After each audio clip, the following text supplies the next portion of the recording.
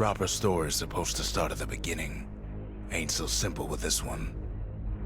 Now here's a kid whose whole world got all twisted, leaving him stranded on a rock in the sky.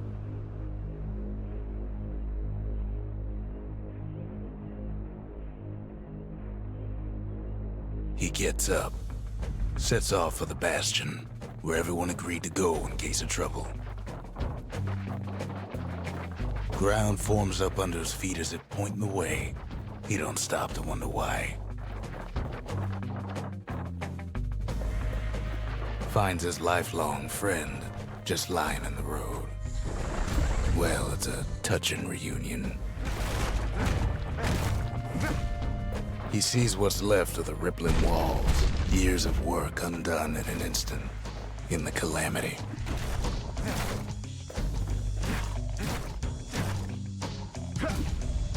That a survivor? No, ma'am. It's a gas fella, forced out from underground. Kid pops him good. Fella got a piece of him, though. An old repeater falls out of the sky. Ain't a gift from the gods, but it'll have to do. Gotta hold her still to spin up the chamber.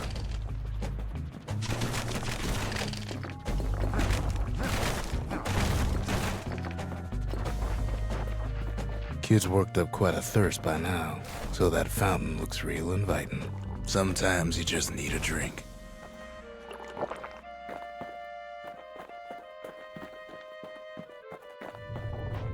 A school of squirts tunnels up around him. Must have fled here from the mines.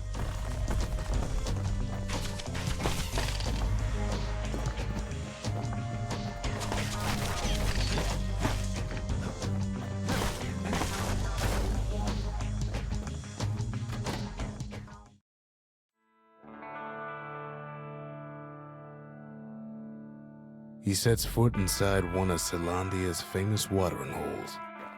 Inside's old Rondi, the bartender. The calamity got him before his drinking did.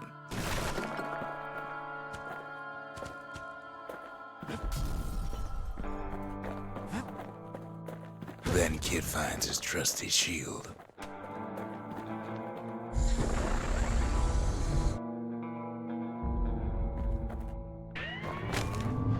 The security takes him for a petty thief.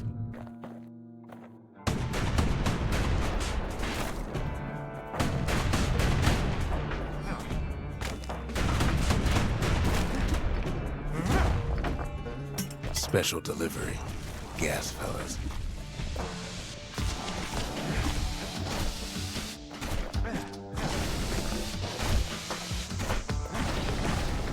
Windbags start turning up for last call.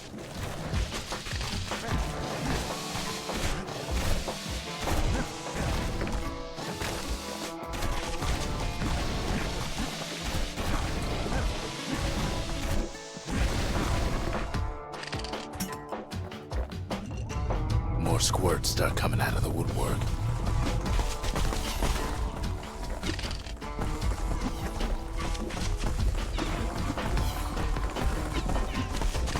A big old fella pops out in front of the kid.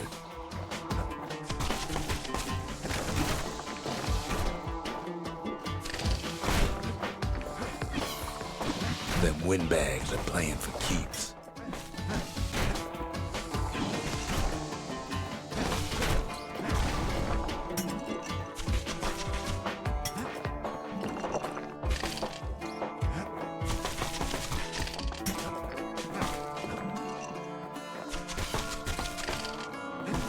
Kid sees the way to the Bastion out the window. It's a bit of a drop.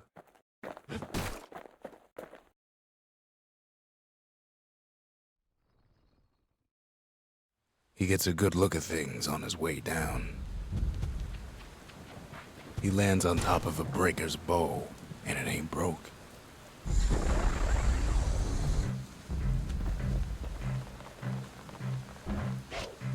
Kid spies a good perch for some target practice. He knows he should draw the string all the way back.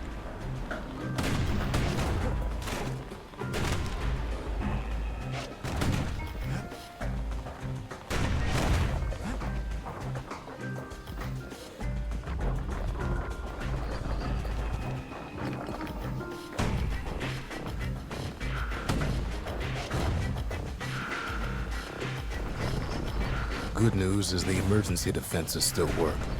Bad news is they're aiming for the kid.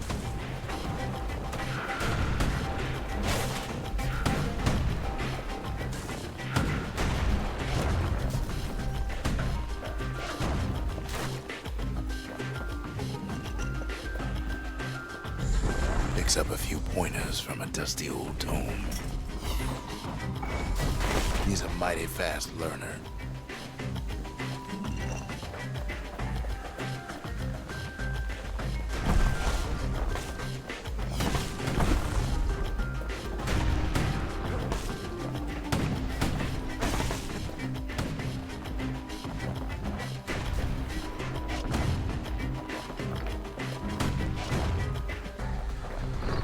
He finds the distillery, right next to the arsenal.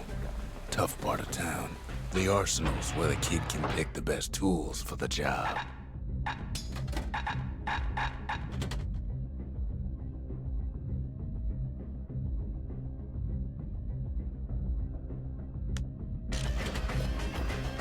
One sip of the spirits in that distillery, and the kid'll feel like a new man.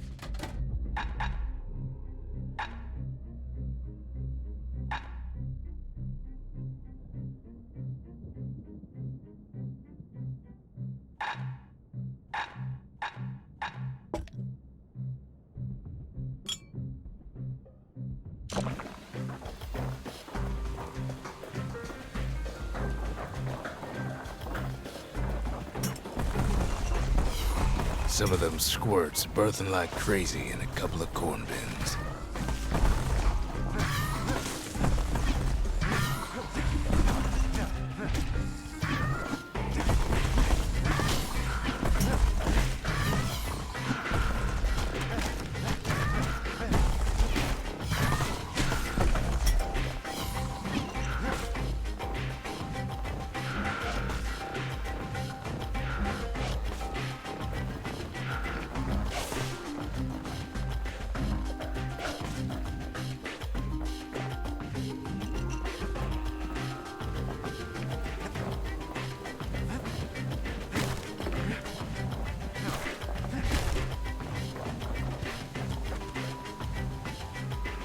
That one was Maud, the tutor. Once taught the kid good manners. He never used them, though.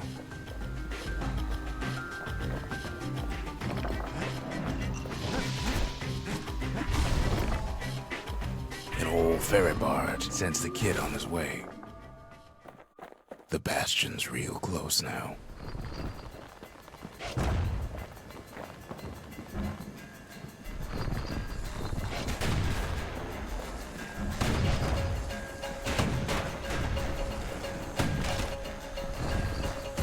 Right back at you.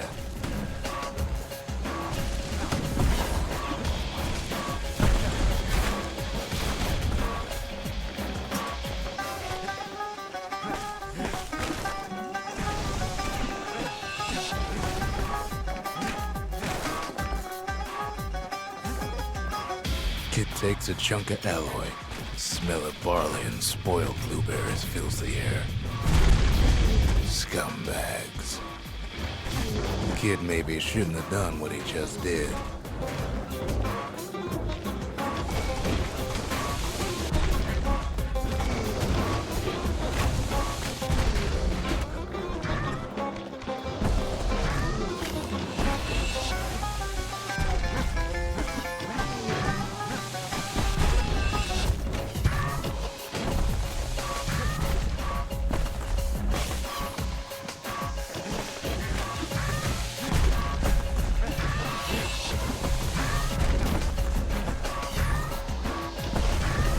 Kid puts him out of his misery. Robs a scumbag of his last meal.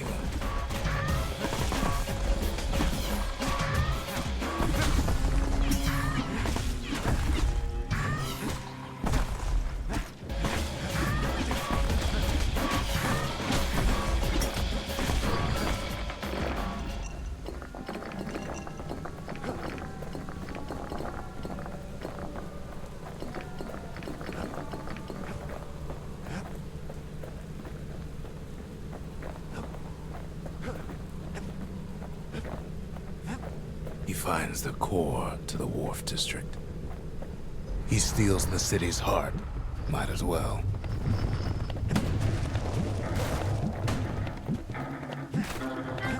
Kid has a feeling he better get a move on. The place is starting to fall. See, that core Kid took was the only thing making this particular rock stay afloat. Well, down he goes. Down toward the Bastion. Now the Kid sees something stranger still. His mind races. Did anybody else survive? Sure enough, he finds another. He finds me. We talk for a spell. There's a bit of the Bastion's power in that crest, enough to point the way to the cores. All I tell him is to set that core of his on the monument there, then watch. I try to let the Kid down gently. This is the Bastion, all right, except no one else showed up.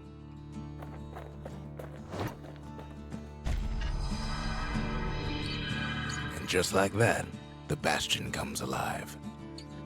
Starts growing again, growing stronger. Kid's gotta put its power to good use. Now the Bastion can send him even farther into the wild unknown.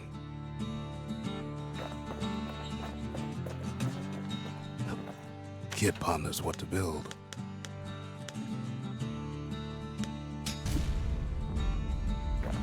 The Bastion's a place of peace, but we can hold our own if we have to.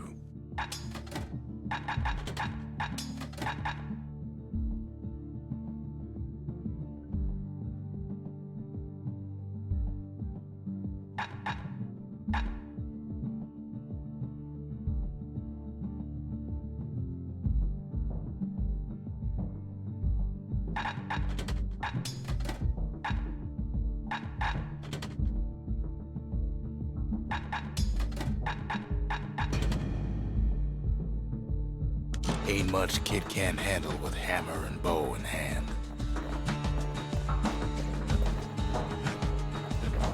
Kid don't know what's out there waiting for him. The Skyway. Now the Kid can ride the wind to distant lands.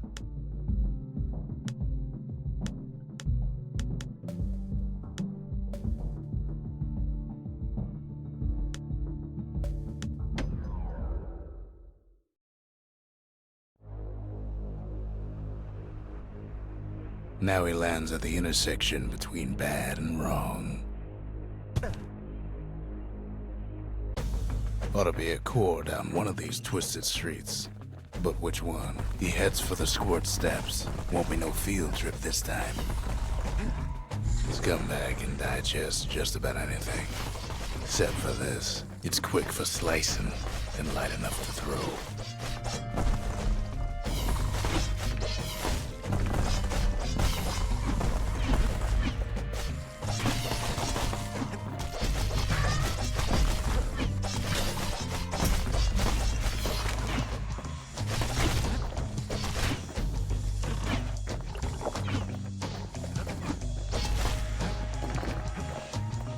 They say even the most rambunctious squirts can be tamed.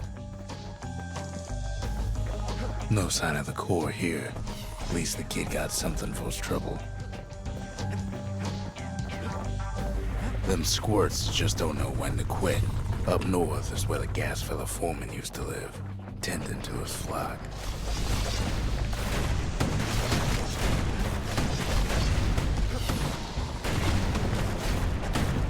Squirts don't make the best of friends, but they can be useful in a pinch. And there it is, but it's locked down tight in an alloy cage. A blustery old foreman's keeping his fellas in check, almost like he's showboating for the crowd.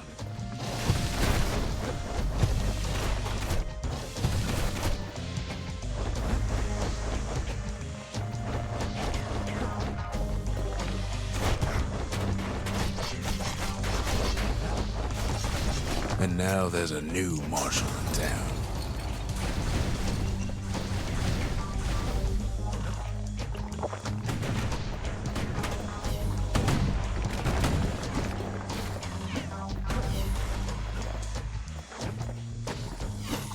heads for the east side, where windbags used to keep the local forge. Somehow that old forge is still standing.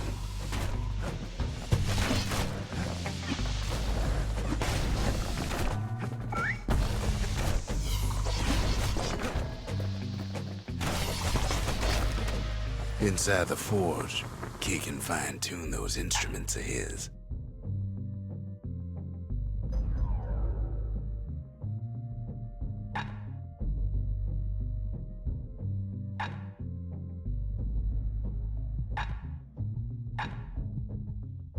Kid's lifelong friends looking fit to keep on fighting.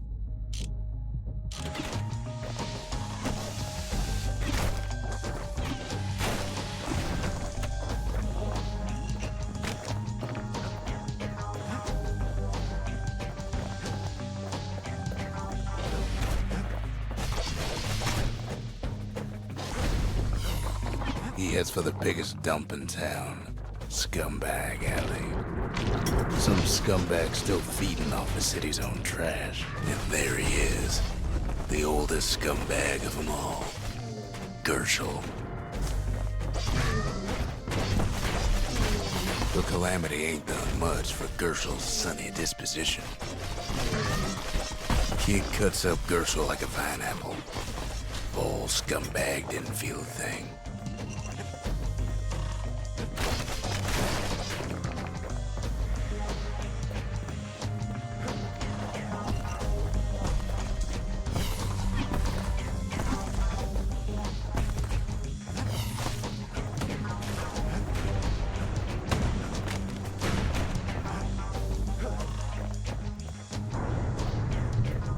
He hears the whole place groan, but it's too tough to fall. Kid's ready to go, and his ticket out's right where he started.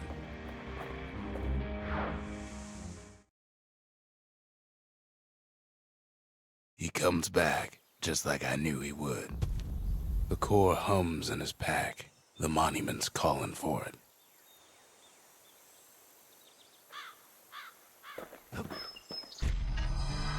Kid does it again. Only fair he decides what we build next.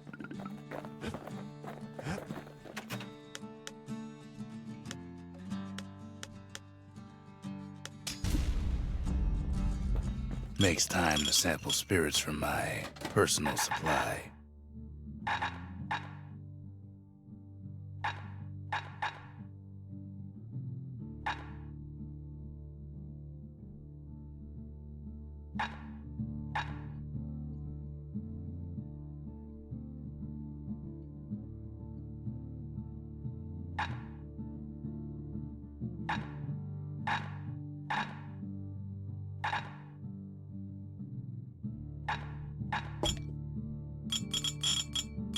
Hearty punch is so zesty, it'll let you carry on through the worst of times.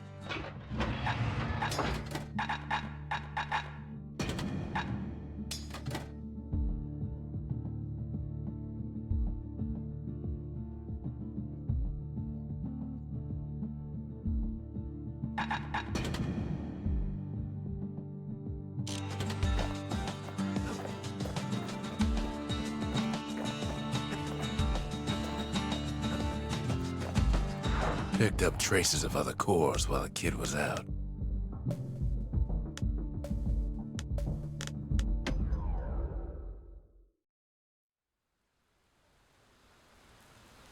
The breakers used to come here for target practice. Used to play a little game. See who could bust the most targets and the fewest shots.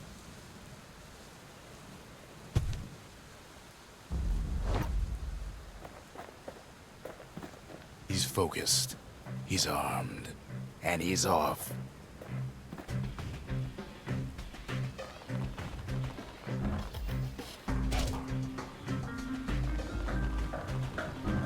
A perfect shot just happens in a flash.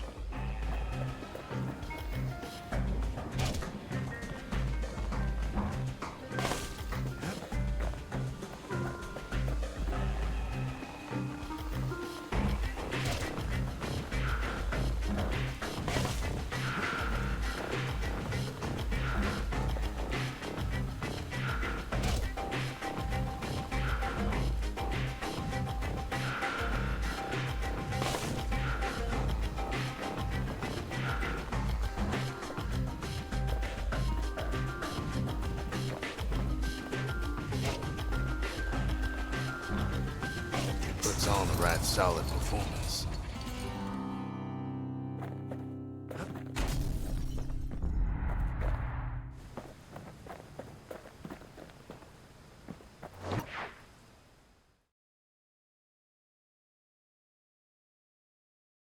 He returns with some of the materials we need.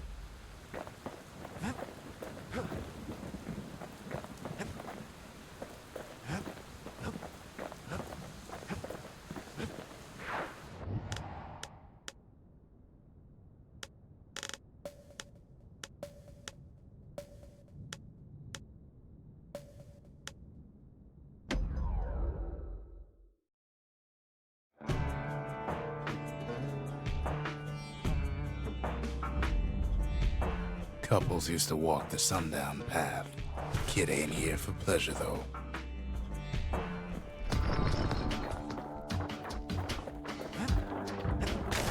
But then, somebody gets to the core before the kid. The floor starts giving way under the lightest step. A single panic squirt could bring the whole place down. Fragments of the old world rain from the sky.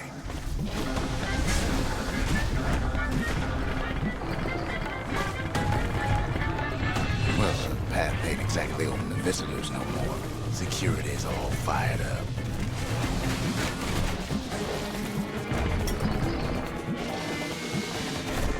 See, the path was intended for leisurely strolling and such. Sky bridges link the path together. One of them bridges whips the kid along. Air travel always was an iffy proposition. Quick and careful's the only way to go.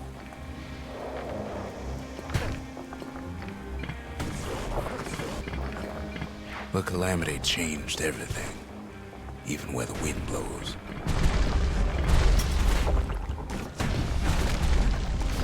Well, if we mastered the winds in the old days, we can do it again. But the question is, who else could have taken the core? Well, ain't no survivor stole the thing.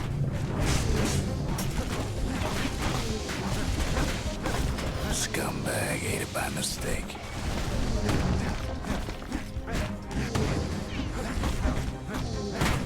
Tough break. Unlike the kid, that core ain't coming back.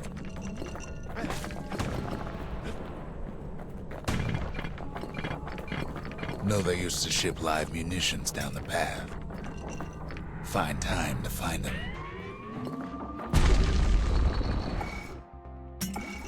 He's wise to toss those things plenty far away.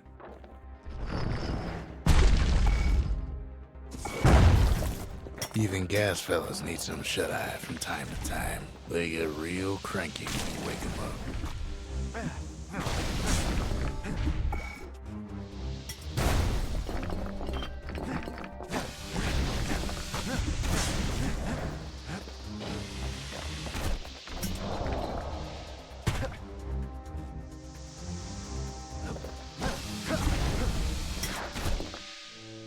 In all this toil, Kid keeps coming back to an overwhelming question. Who else could have survived the calamity?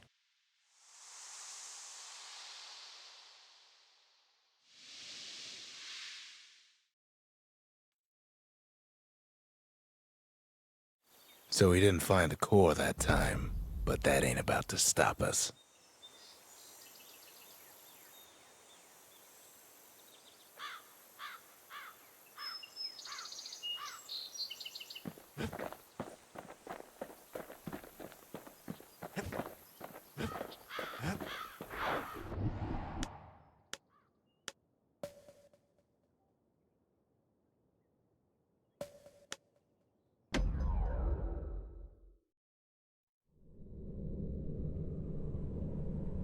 No place better than Trapper Shingle for learning to tread light and shoot straight.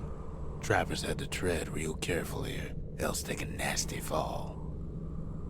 They train themselves by clearing out the targets, while not clearing out the floor.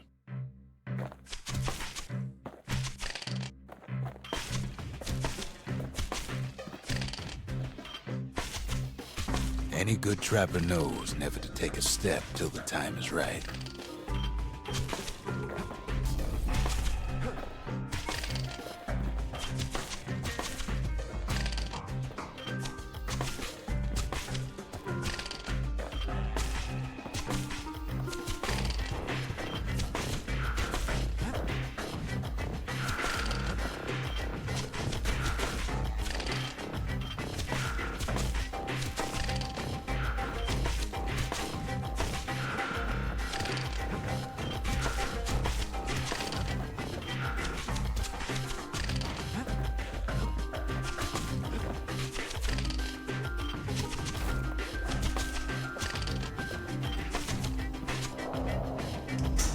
A decent trapper wouldn't walk away empty-handed.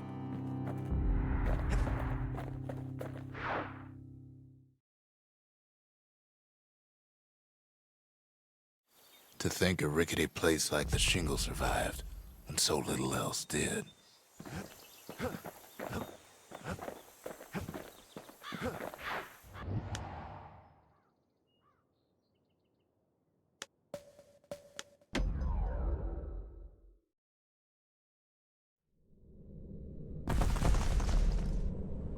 In better days, the melting pot was sealed tighter than the skin on a squirt.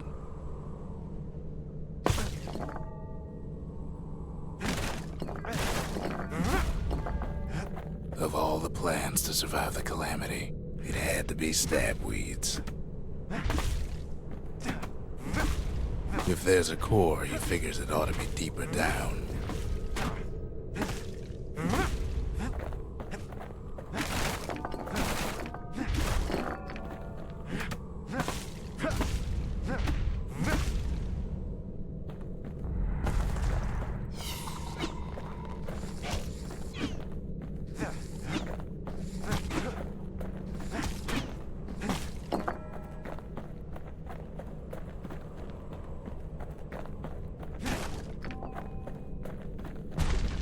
Core stuck inside one of those fancy cages. Some of the stuff lying around is downright dangerous.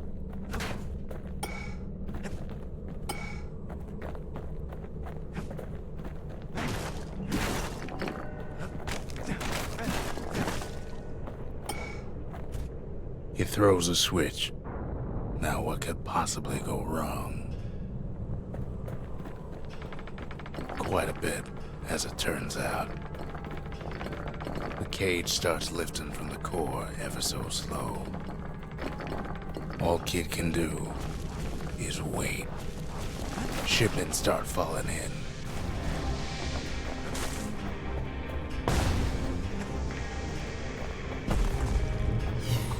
Not every squirt's born bad. Some spring to the Kid's defense. Judging by the movement of the cage, it's gonna take a little while.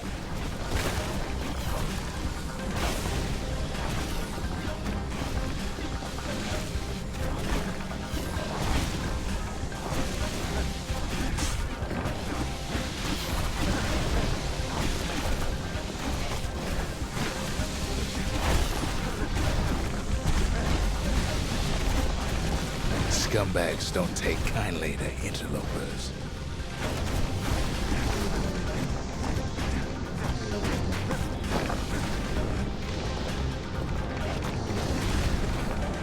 Even some gas fellas take his corner.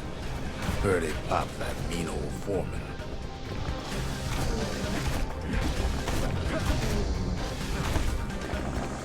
At this rate, maybe 5 more minutes, maybe 30. Hard to tell.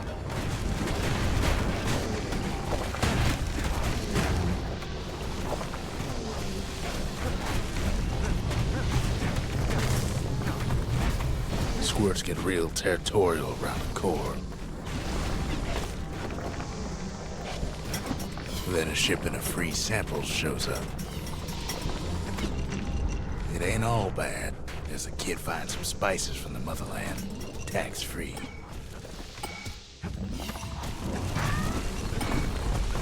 One thing's for sure, that cage is awful heavy.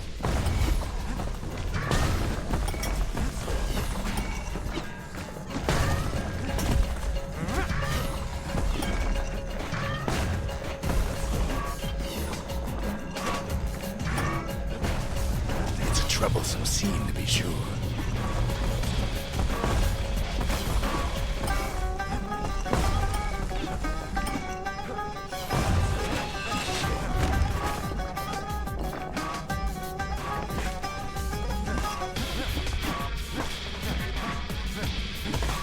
A few moments left, and the core goes free.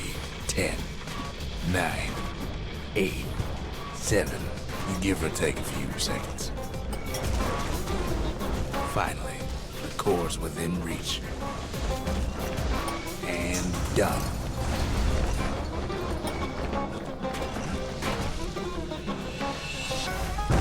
He's got it. Just gotta get to the nearest barge.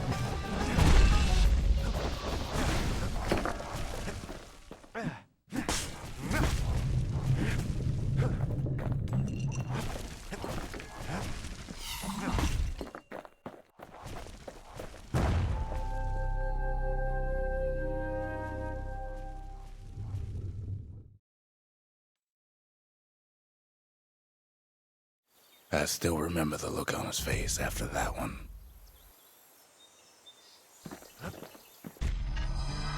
The old world's finished, but the new world's just getting started.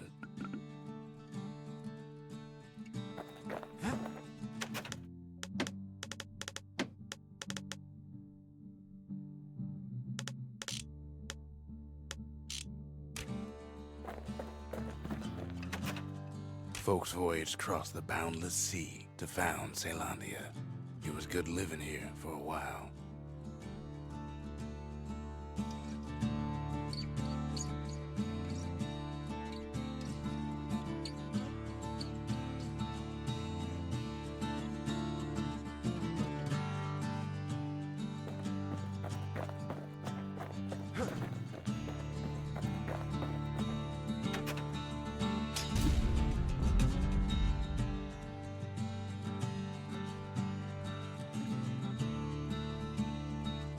A lot of things need fixing up in this world, and we can start right here.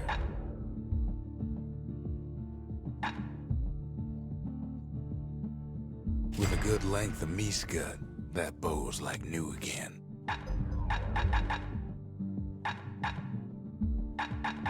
Turns out those old bones still have some spark in them.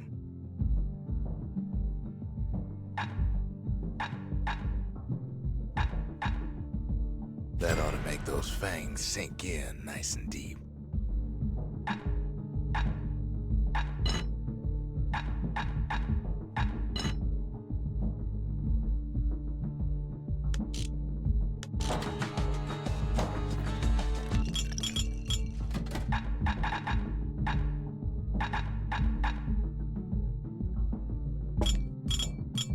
Where whiskey has no scent, but tastes like a peppered boot heel, it's not for everyone.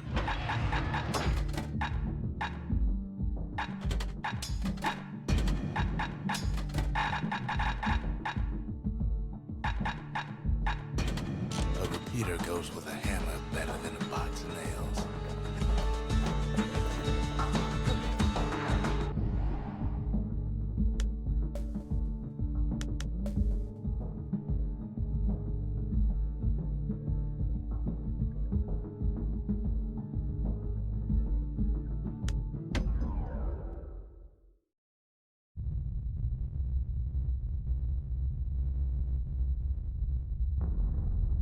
The dead welcome him with open arms.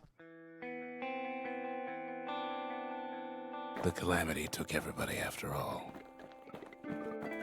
Kid sees it plain, frozen faces all around.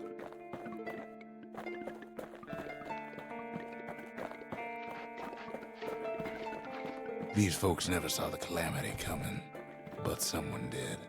Someone close.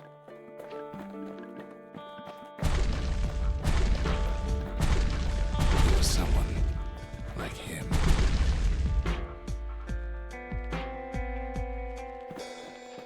Kid sees him there agape, in the flesh. It's a snag or two trying to get to him. He ain't about to stop, no matter what. He's got so many questions after all.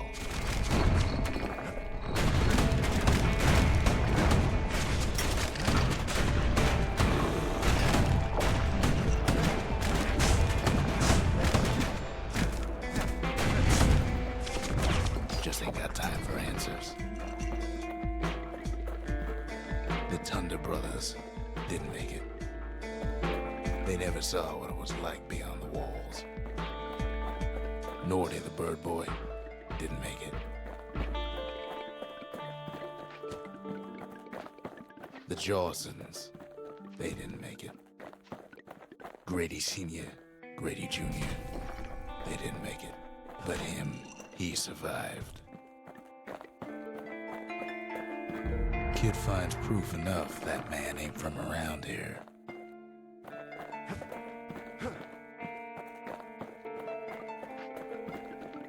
Just think, without that man, we wouldn't be here right now, would we? The Corps survived as well.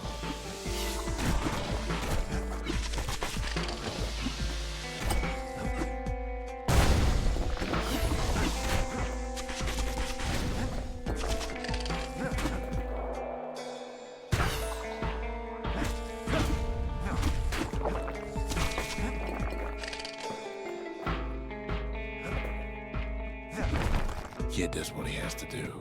And then, what do you say to a man who's seen too much? Kid hasn't a clue, but he says this.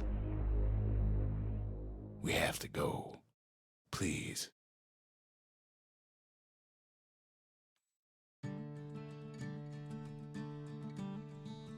He's a proper gentleman, that man. His name is Zulf. No hiding he's an Ura. Folks like him ain't never been a common sight in Caelondia. He's relieved to see a living face or two. The kid and I introduce ourselves in kind. Both to him and to each other for the first time.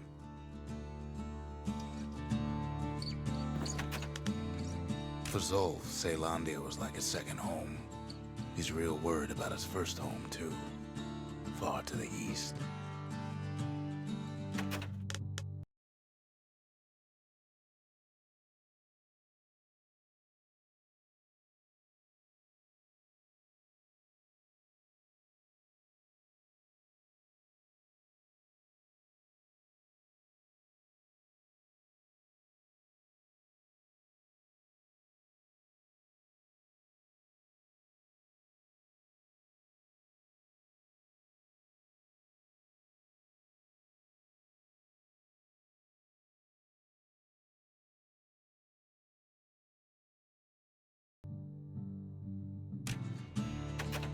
We all lost loved ones in the calamity, he says.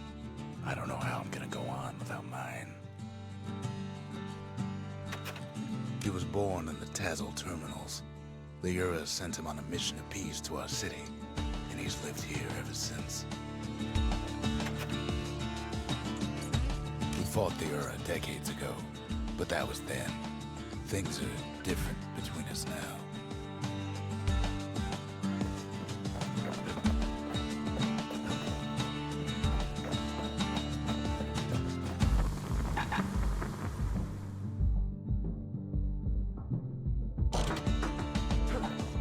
Kid ain't finished here yet. Of course, they remember. That's why this place is coming together. That's why things are gonna be all right.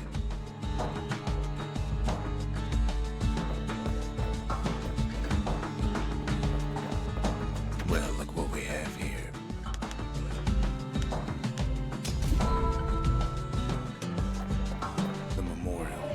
Kid can pay respect to the old world and earn it in kind. The valediction. Just another one of my sketches. Nothing more.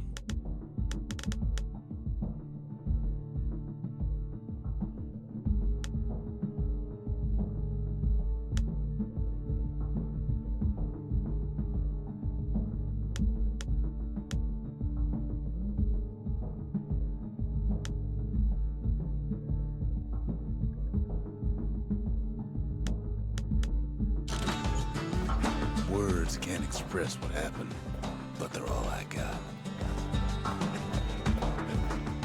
We tracked down a couple more cores near the edge of the city.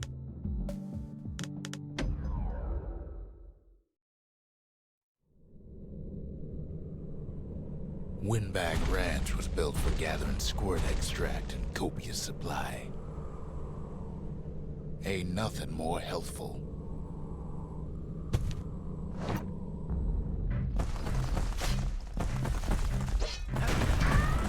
Slippery little devils.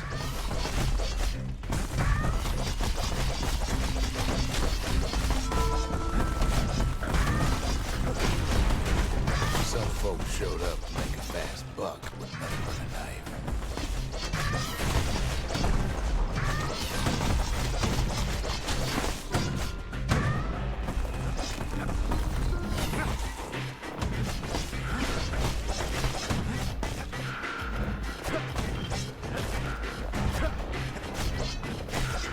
Other folks came to train their throwing arms.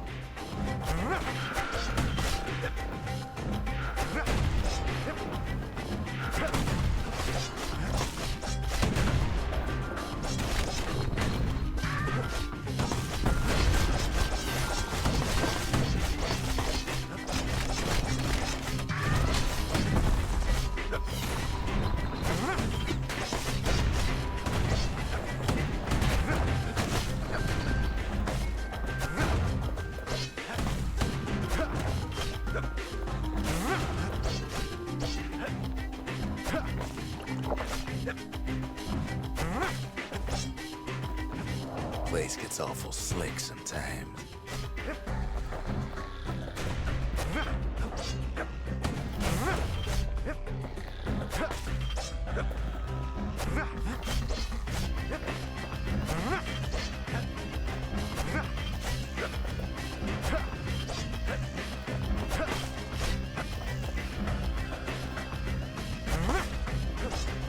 Still others use the place to test their finest blades.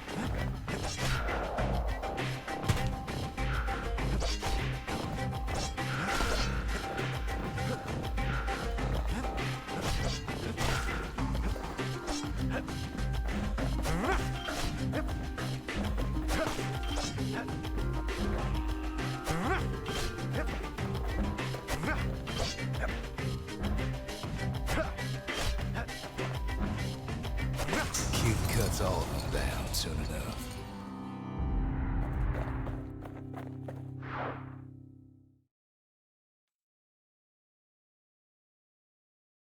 Kid comes back from Windbag Ranch, smelling good and ripe.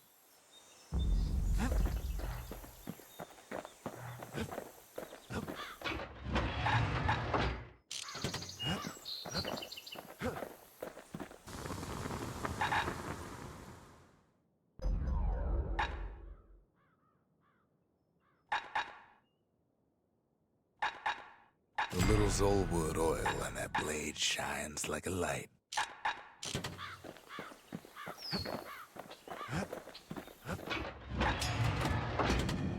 The repeater and machete, favorite choices of the Ura hunters we once fought.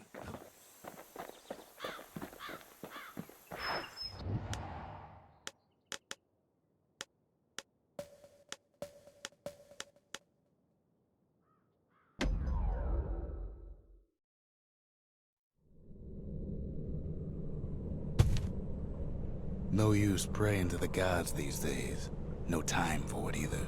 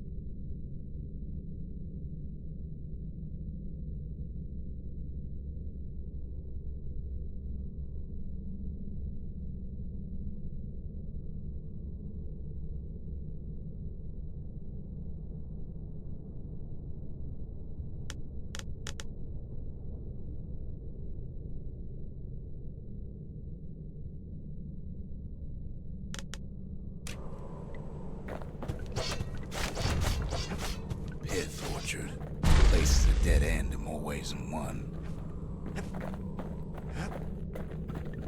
Folks used to make pilgrimage here to pay their respects to Pith, the bull. Well, the gods are long gone now, and the orchard core is long gone too.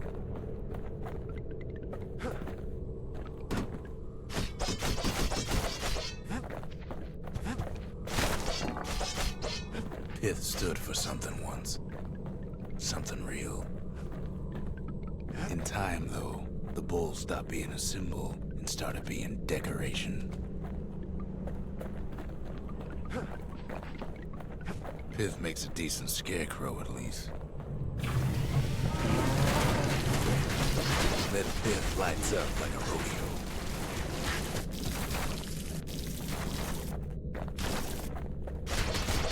Ain't easy punching through his hide.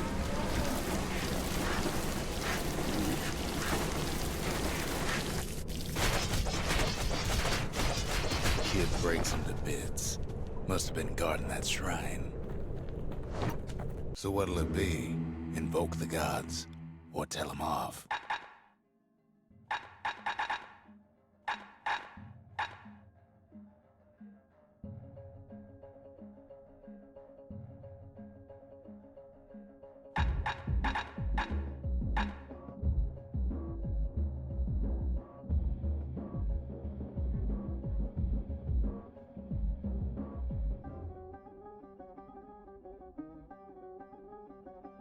Kid don't need favors from the likes of Pith.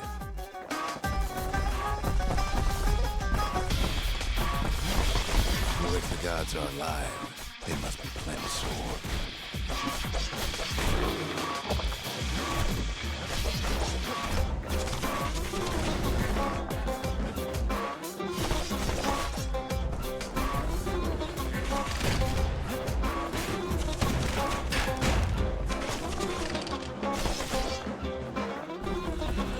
Popping windbags is hard enough. No need to get the gods involved.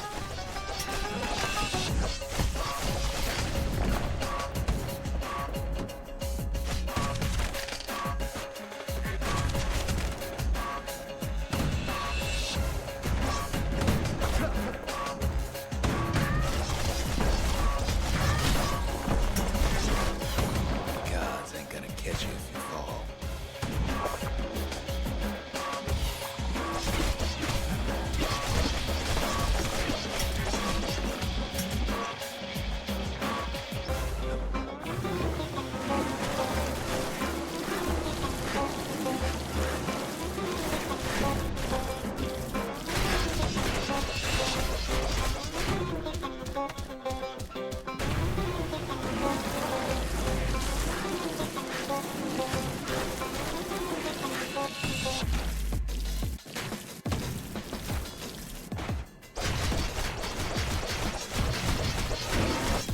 Things might have gone worse if Kid tampered with that shrine.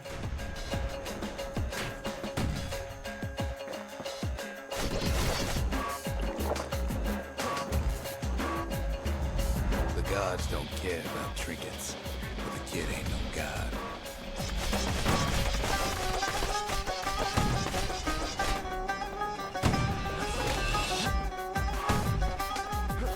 Kid ain't found the core.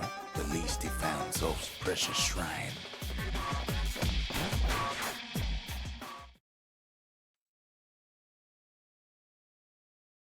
Now we can build a shrine of our own, though I got some alternatives in mind.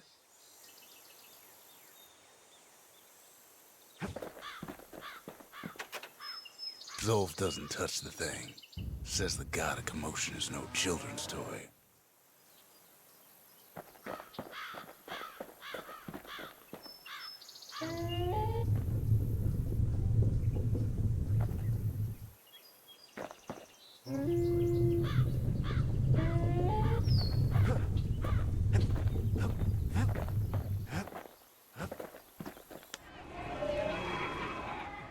The Gravers, the arm of justice.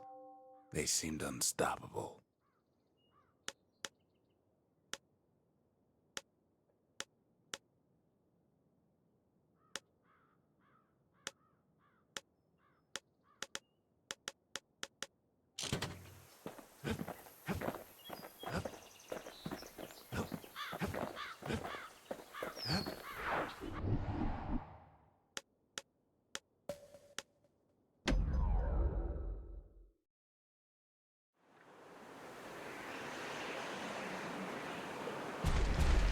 There's only one way to Cinderbrick Fort.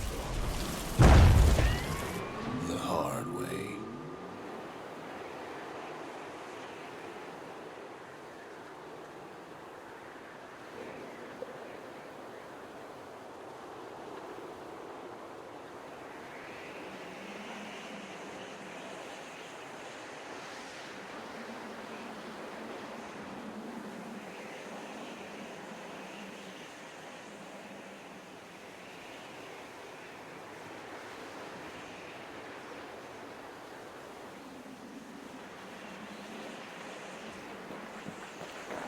Sure, the city marshals may be gone, but now the fort's crawling with windbags. The calamity was mercy for normal folks.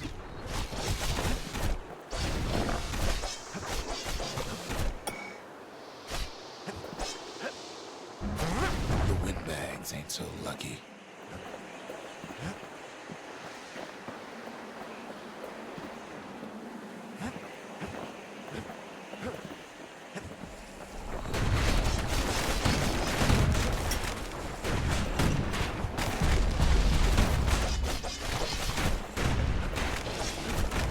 They've been left to freeze or starve or face the kid.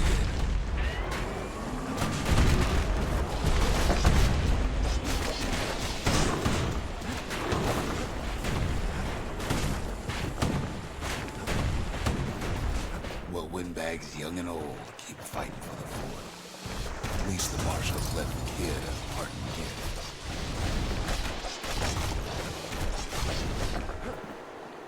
Something the windbags just can't handle. Something that'll punch clean through their greasy hides. Windbags ain't much different from normal folks. All they want's a warm place to stay and a decent meal.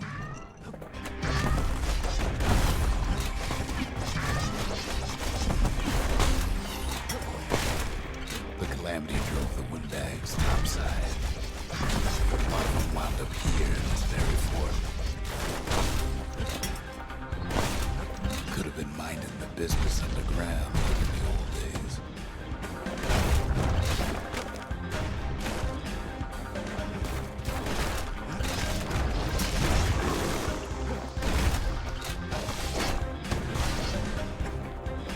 Windbags can't use the marshal supplies, but the kid sure can.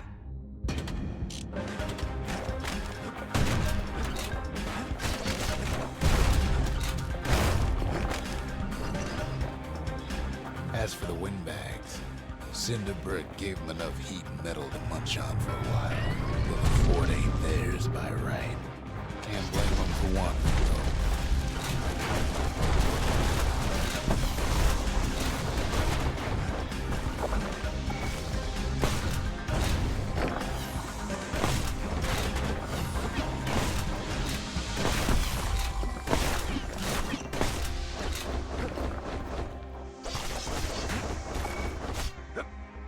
So many of those sorry things holed up inside that old fort.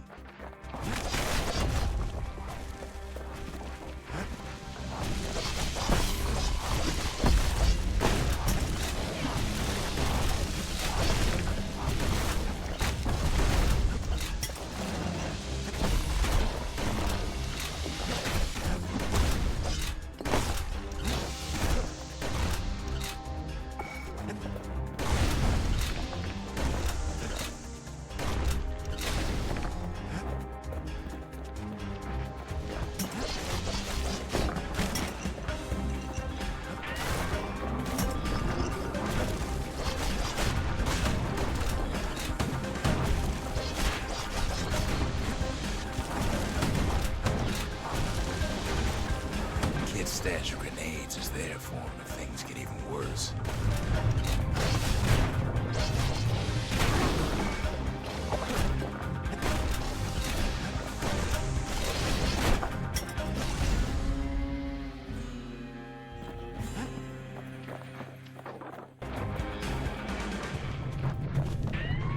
Security's plain gone haywire. Windbags gummed up the works.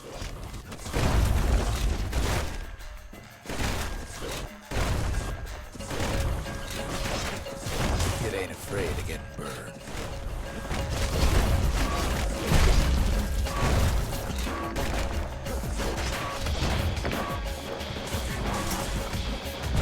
They trapped the kid in the middle of the fort's parade grounds.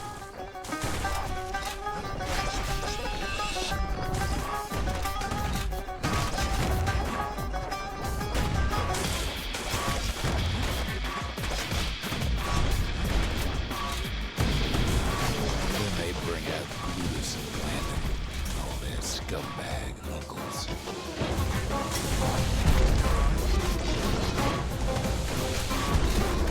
They got something to gain, only their sorry hides to lose.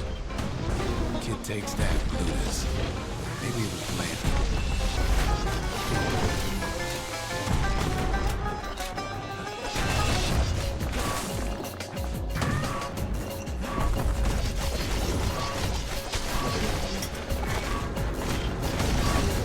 Big fellas who joined his brother, wherever they are now.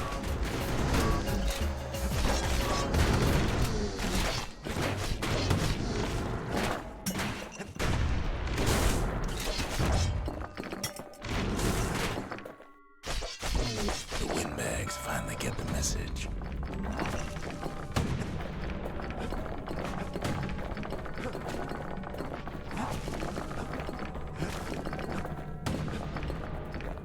Kid used to dream of getting a marshal's badge, but not like this. The Skyway's a welcome sight after all that. And now ain't nothing left for nobody down at Cinderbrick Fort.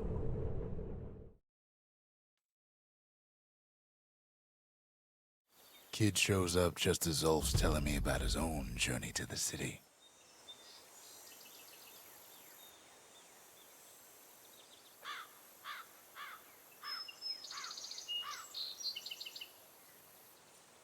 Seems the only thing the Calamity saved for Zulf was his smoking pipe.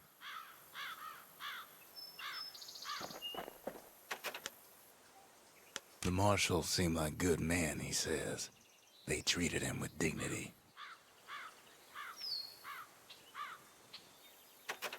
Zulf brought his antique smoking pipe all the way from the terminals. Poor kid collapses after just one drag.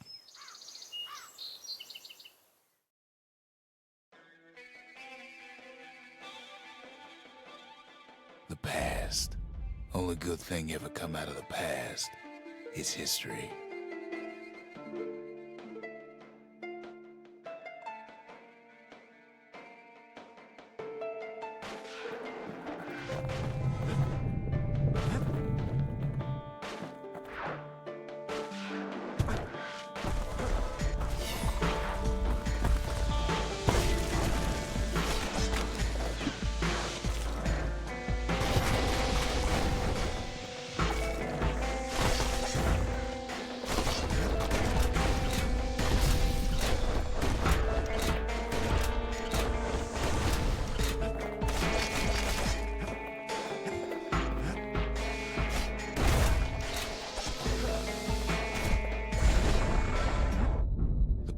Catches up with the kid.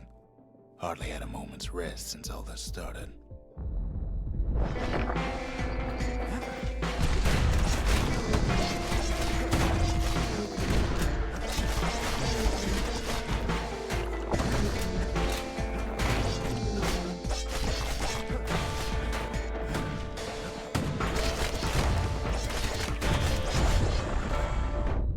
Fair to say he's led a hard life.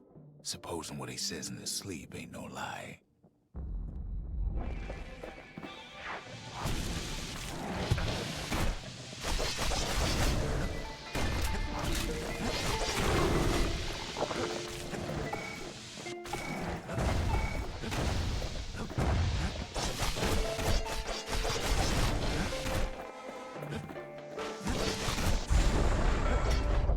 He never knew his old man. But he had his mama to take care of. Frail thing with pure white hair like his.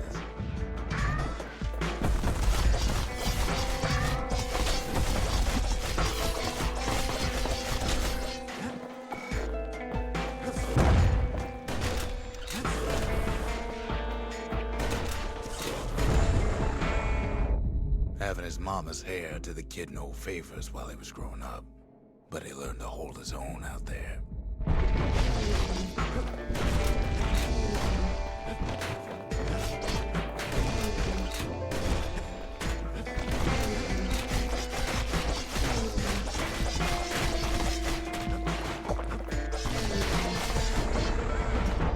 School ain't working out, so the kid signs up for a turn on the rippling walls.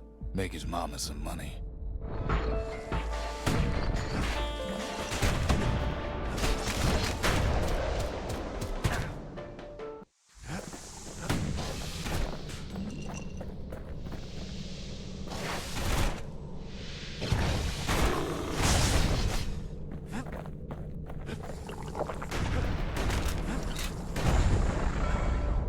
Thanks to folks like the kid, the walls kept Ceylondia safe from whatever's out there.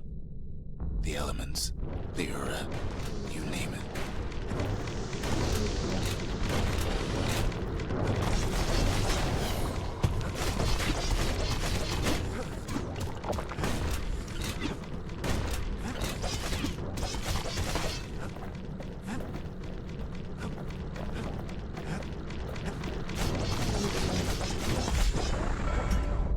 Once the kid done his time, he hurried on home.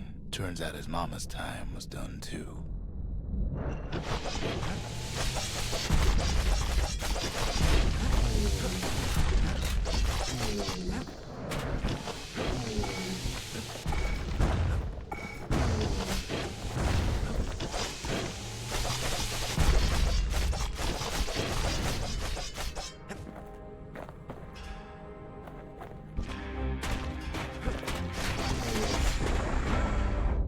The city had nothing for him.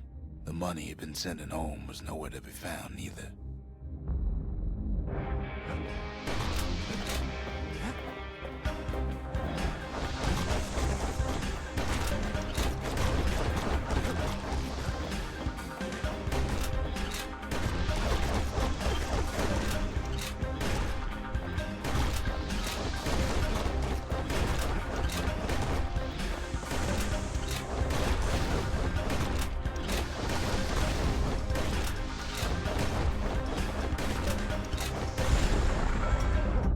So what'd the kid do? Why, he went right on back to the walls for another 5 years.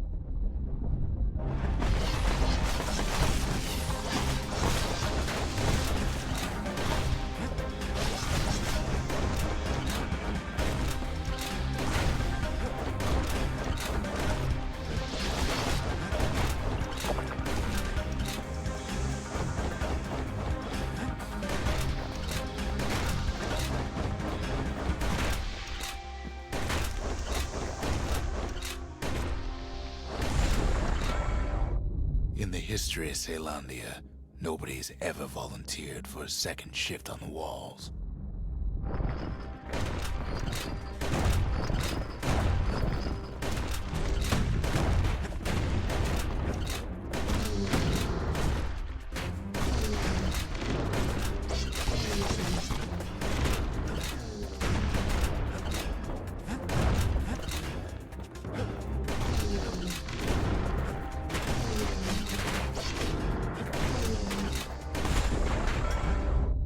Out there, kid learned to fend for himself, learn to build, learn to break.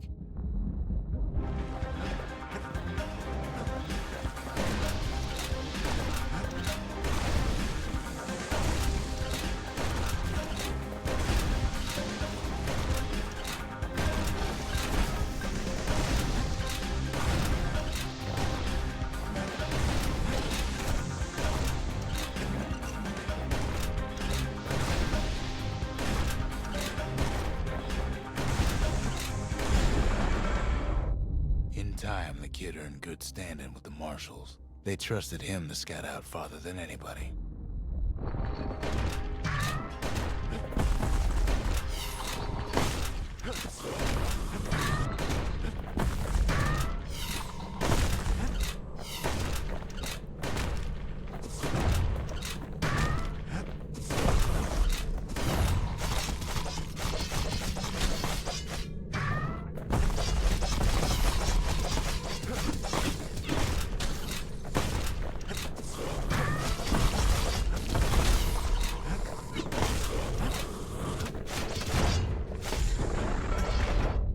One night, on one of his expeditions, the ground beneath him shuddered, cracked, and split apart.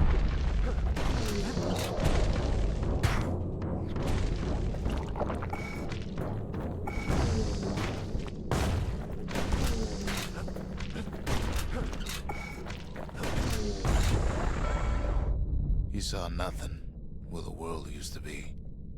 The calamity happened just like that.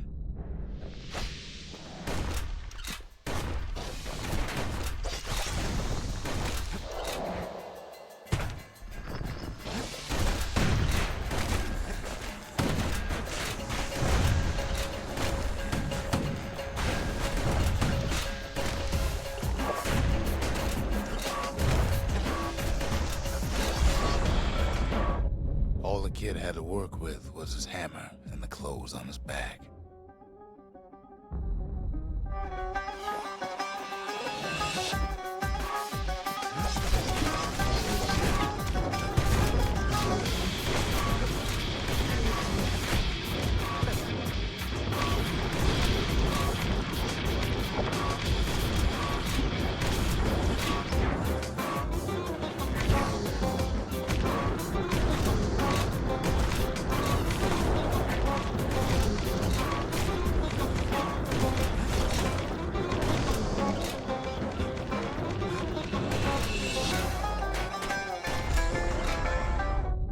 Through twisted streets, he ran with nothing but the city crest and an old stranger's voice to guide him.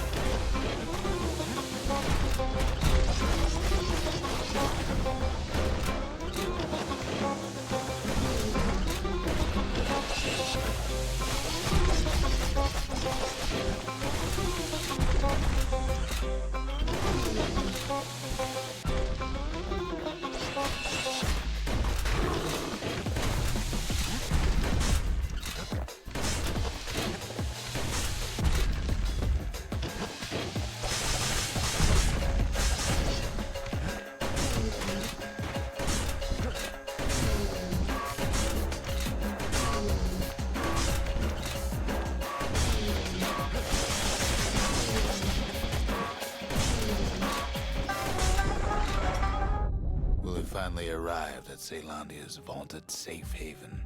He and no one else.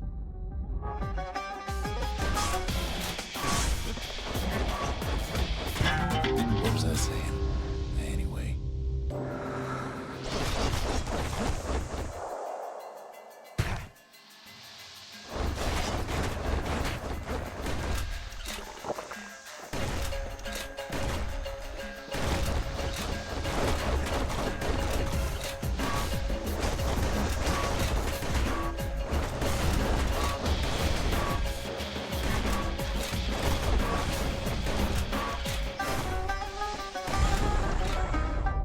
But then, all they got was more thankless work from a man who ain't even asked his name.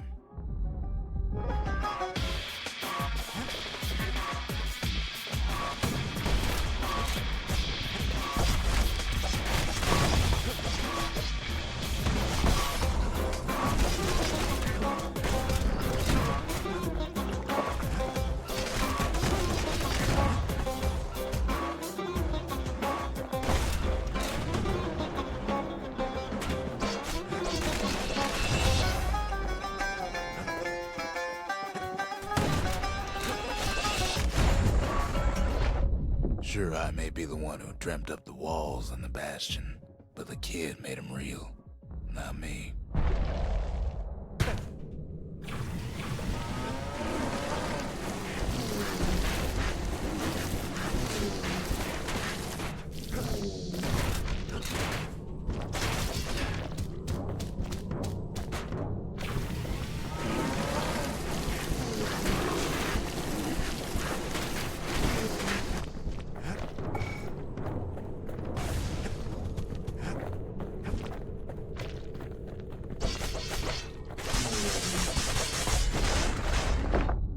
like to say I'll never forget him, or what he's doing, what he's done.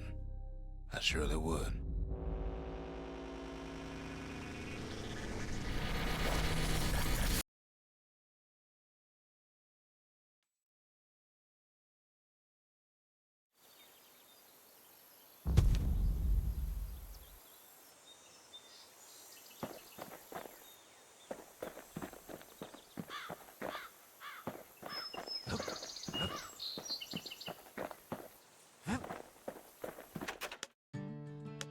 Even since the Ura surrendered to us, the Marshals kept a wary eye on him. The Ura feared the gods. We turned them into toys, put their faces on our walls.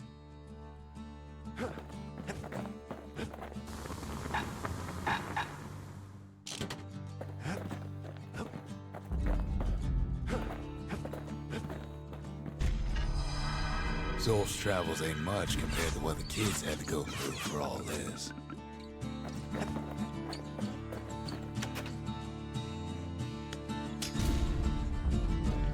Behold, the Pantheon. A Kobe.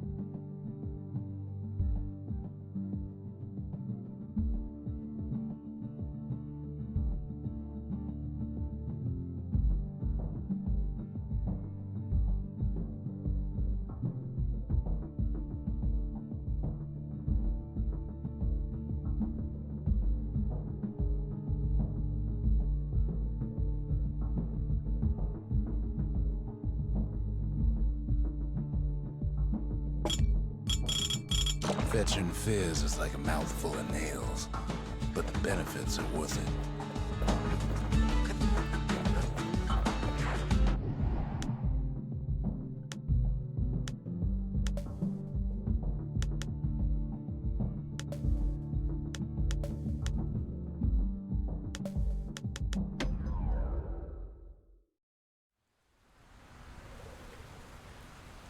Ever felt a Zolwood gourd, like picking up broken glass barehanded?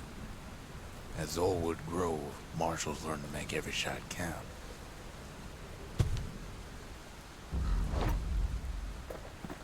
The trick was to pop all those nasty gourds without wasting ammo. Most Marshals didn't get far on their first few tries. A man who fell on his hindquarters in the Grove wouldn't soon hear the end of it.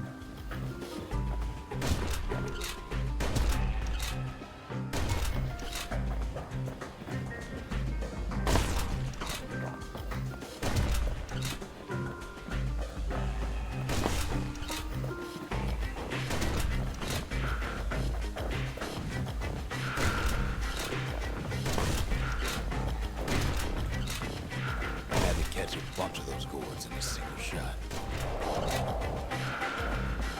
The funny thing about muskets is they work best up close. It took a keen eye, not an itchy trigger finger.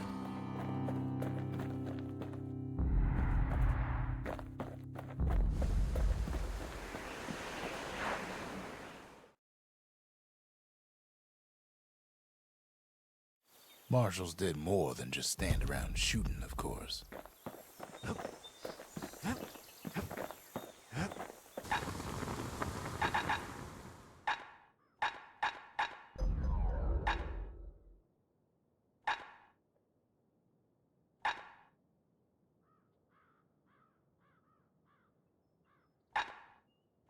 You want to tune a scrap musket, you start with the barrel.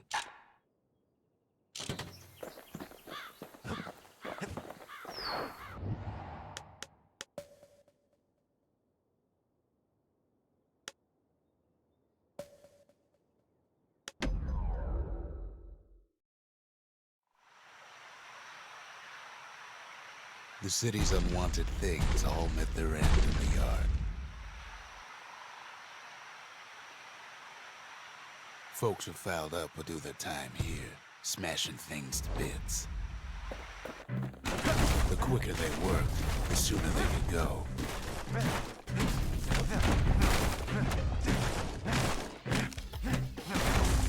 Folks learned to plant their feet and put their backs into it.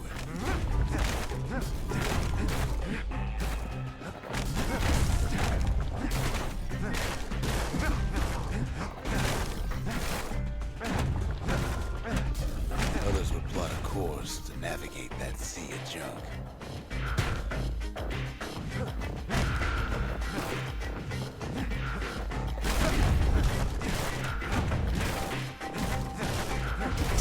Had to work real fast for the finest prize.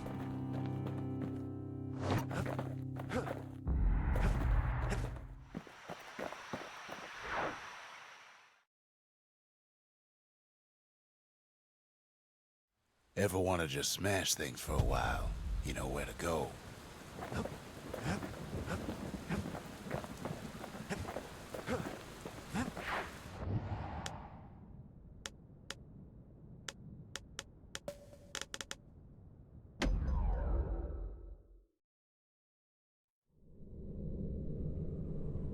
The accused always got a fair shake in Zealandia. Some used to take the bullhead trial. Survive the trial without taking a scratch, you'd walk away a free man.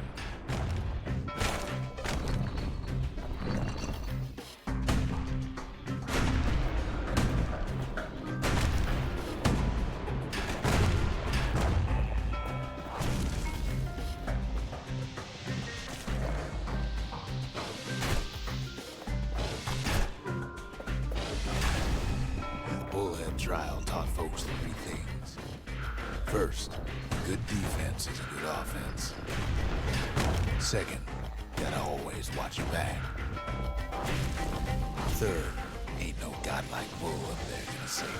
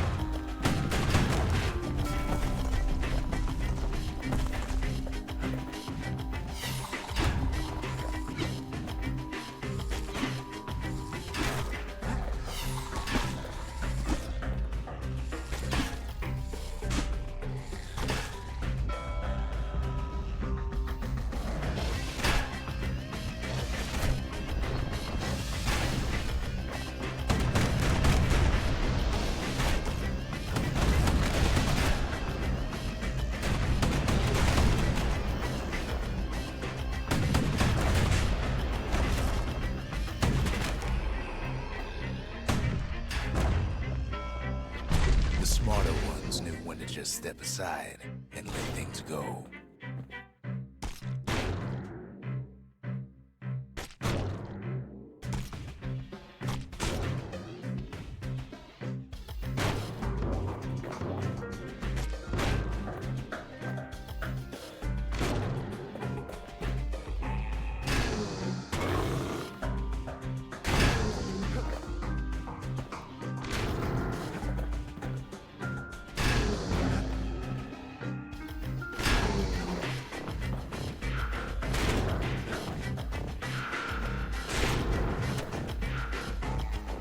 The kid pulls through in fine form.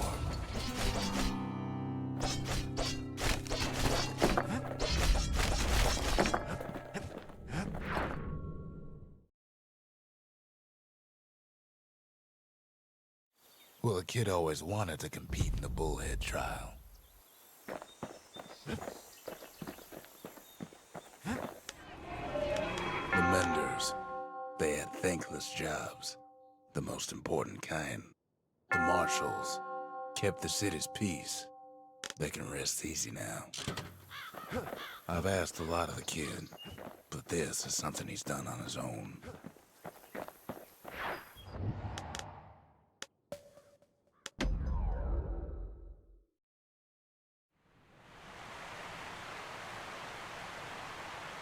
The Langston River flowed free and wild till the calamity drank it all up. Maybe all that water just grew wings and flew off.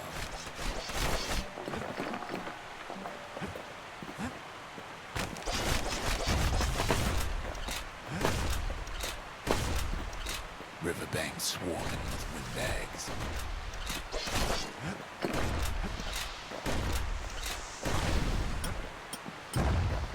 They're so bent on finding the core, they hardly notice the kid.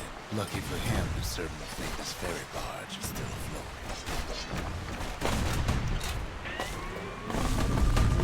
Weepin' Nellie.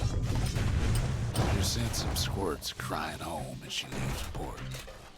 Maybe Nellie knows the way to the core.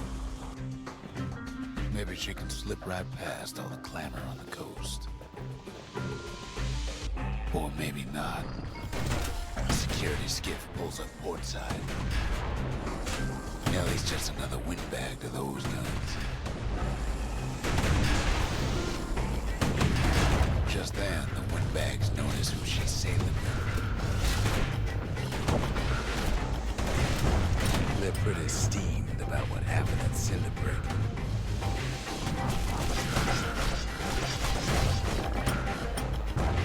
They try to cut her off.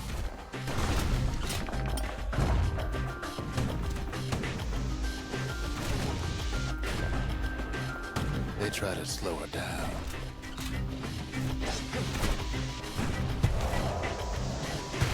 They try to knock her out. Kid almost falls again. But Weepin' Nellie tries harder. Try as she might, though, she hits a snag. Kid's gotta help her get untangled. Favors for favors.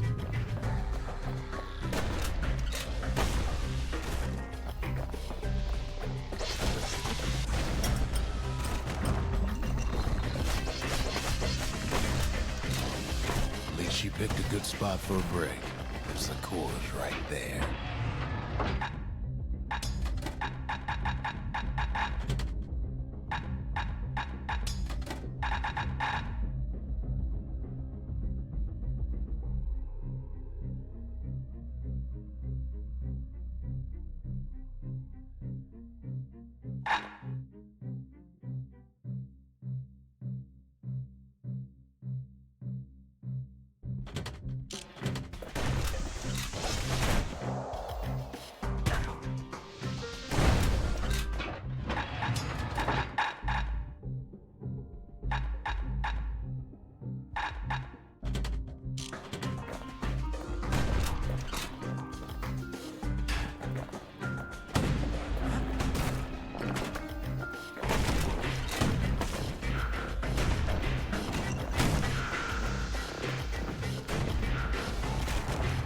Then the kid hears an unusual sound, like 100 flapping wings. They've been watching his every move. They had their own eyes on the core. Why? Finds a Weepin' Nellie raring to go. Turns out she's got a special surprise for when the water's coming up. She's gonna need a little help with all them pickers. Crafty things think they've kicked the roots now. The rest of us only wish we could fly in times like these.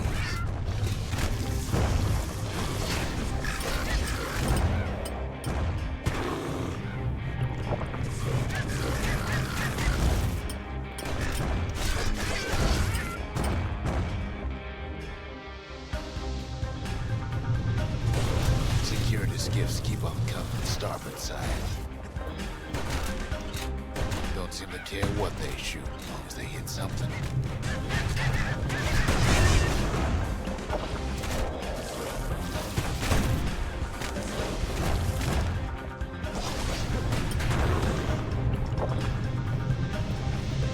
Windbags getting even better out here.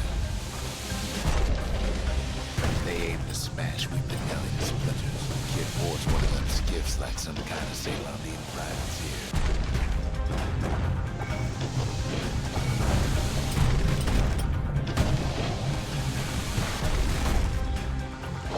They don't know the kid's just trying to help. Maybe they don't care.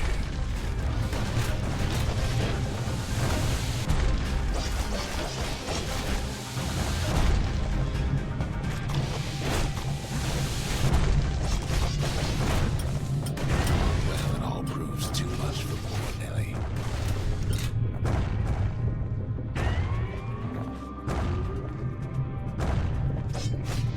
She's just gotta make one last stop. With her last breath, Nellie gets the kid to solid ground. Solid ground in Pecker country. Seems the calamity ain't hurt the Peckers' appetites. They want that coal real bad.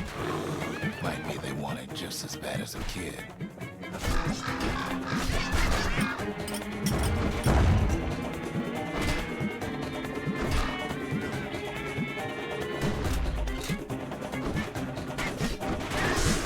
Takes a hard hit, but he ain't finished.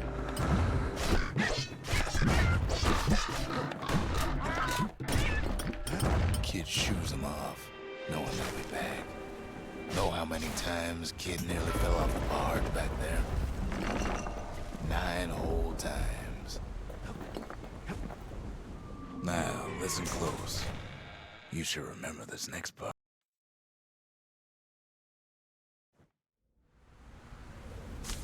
Why go to Prosper Bluff?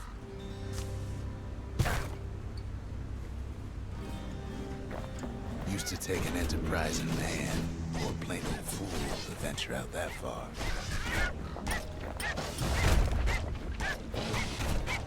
The city was the most beautiful place in the world. We all knew that. But on the other hand, some folks just yearn to see the things they're told they can't. And that's why you go to Prosper Bluff, ain't it?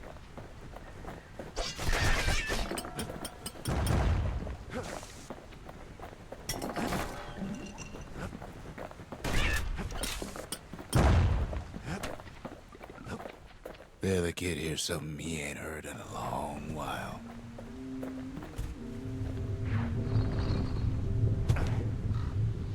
How's it go again?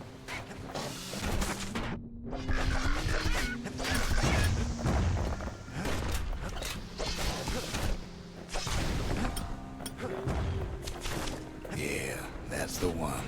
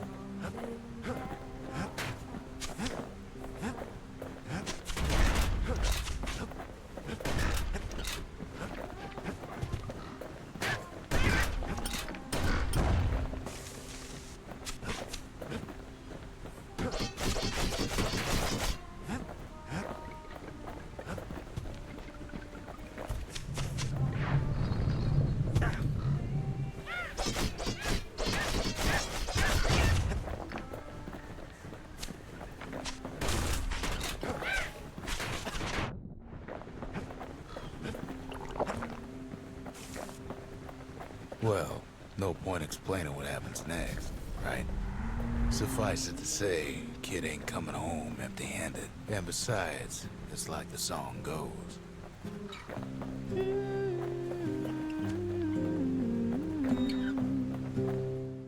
They'll be here before too long.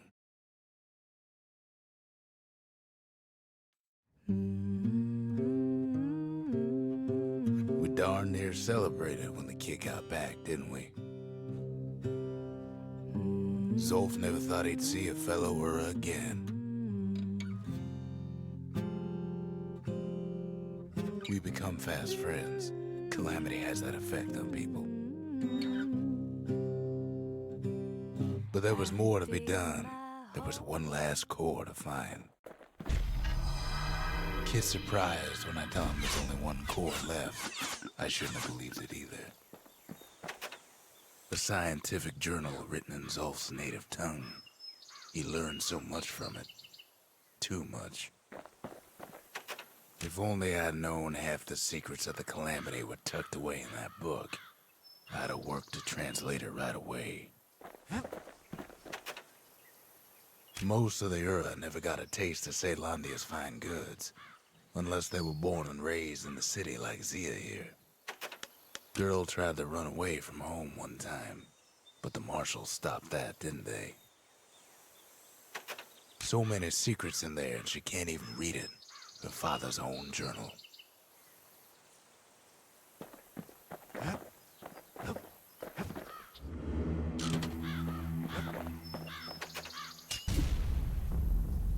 The lost and found. Here, kid takes fragments of the old world and makes them whole again.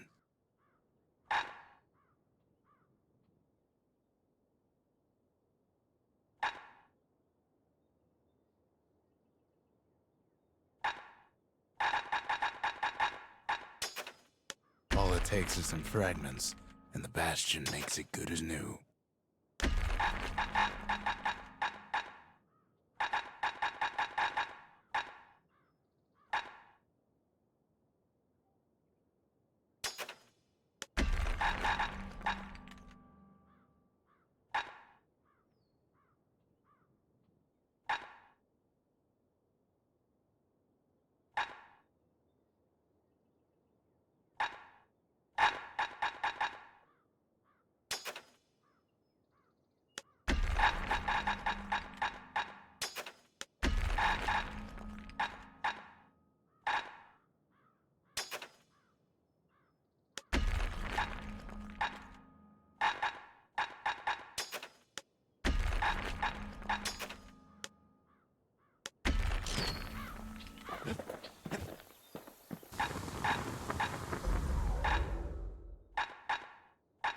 The marshals learned to pack those shells full of fire.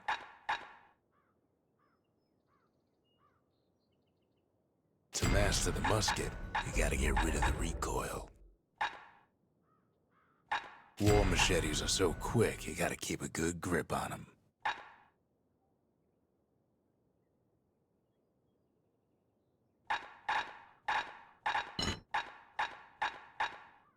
Points just don't get any sharper than that.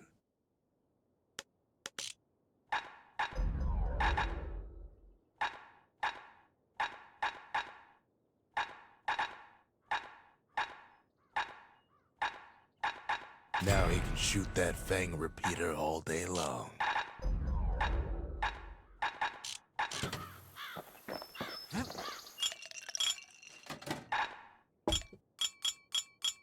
If you're feeling low, count on the buttery flavor of our own Bastion bourbon.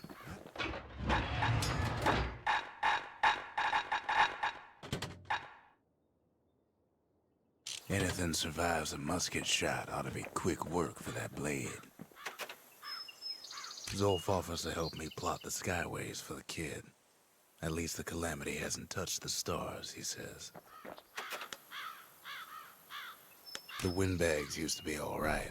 Then the Calamity took the floor out from under him. We could always see the stars. We just never could reach them, no matter how high we built.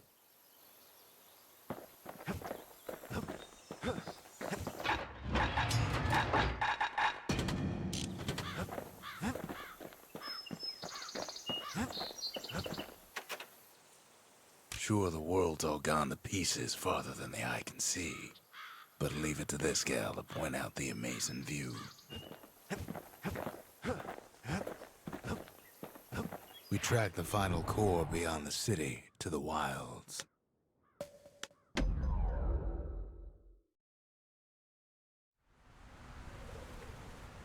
The wild unknown. Place can eat a man alive. Place is so raw, even the Calamity couldn't cook it. Not all of it.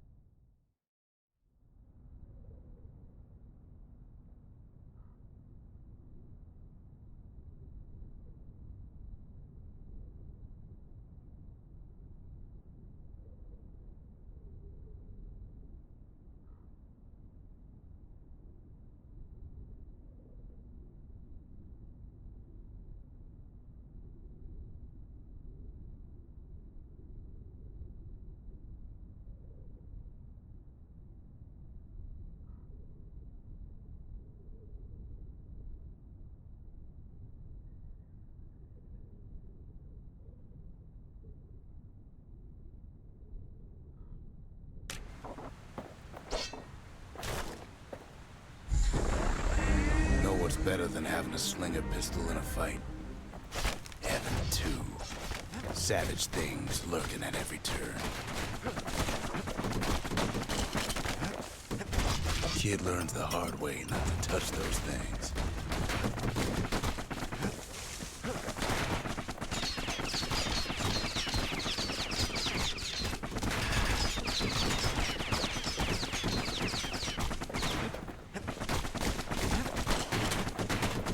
Pecker's got the core, like they're building a Bastion of their own. The welcoming committee scrambles to attention. Didn't expect the kid so soon. By now, kid's got more needles in him than stab weed.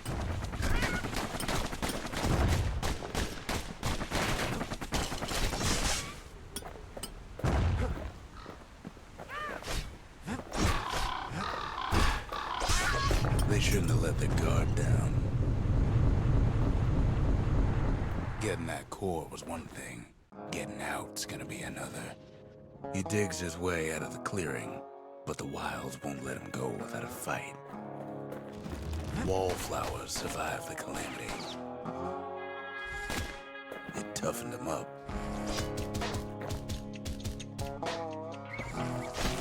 Same goes for the kid.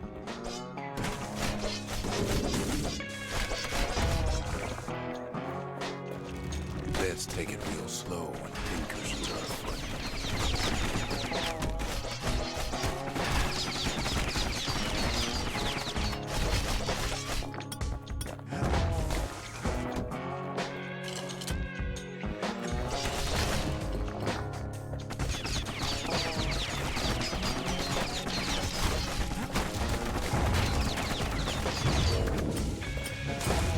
A handful of windbag shipments made it out this far. Kid's roused up half the wild by now.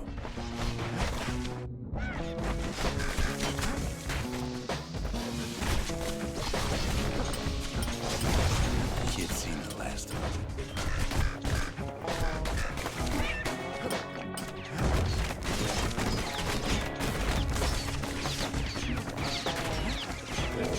gets the feeling he's being watched.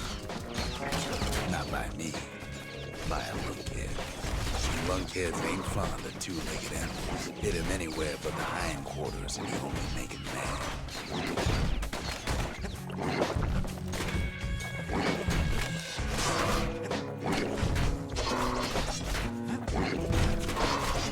The Calamity must have scrambled their eggs. The Wild's already reclaimed this place.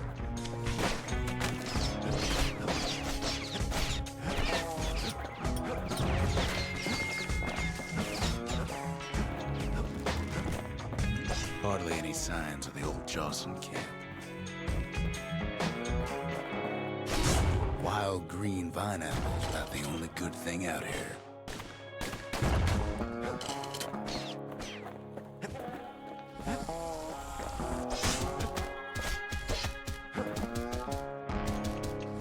He's anxious to get back.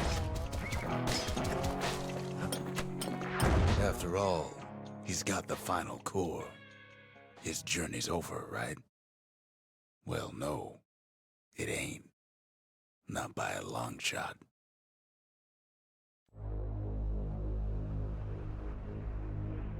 Kid knows something's up when we ain't there to give a warm welcome. See, Zolf and I were just wrapping up a heated discussion. Zolf can barely muster the words. The Calamity failed, he says, but I will not. And with that, Zolf leaves us here, alone.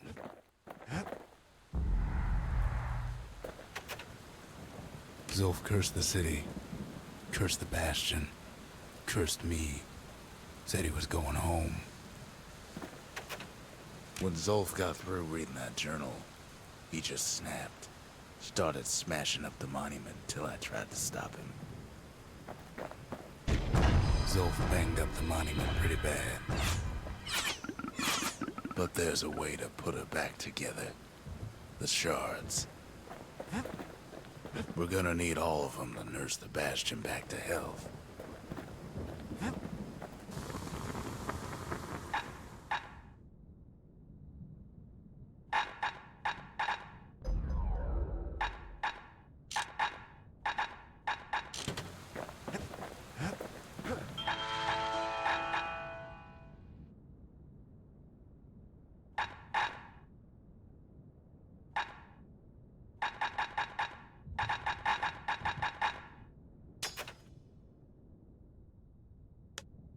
Finders keepers.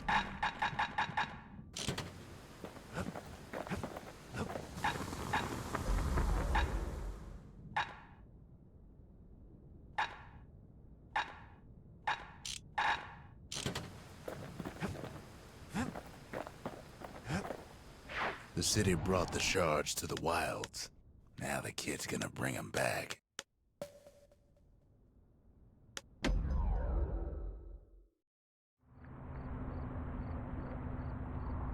We have to think fast to survive the Wilds, and none talk faster than the Slingers. They could shoot their pistols with the speed of a machine.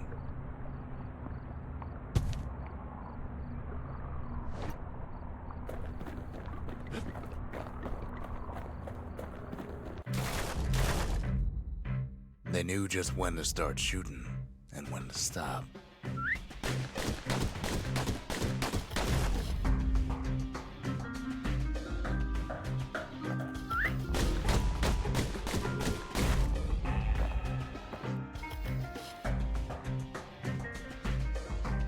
Those pistols could spit out rounds just as quick as you could pull the trigger.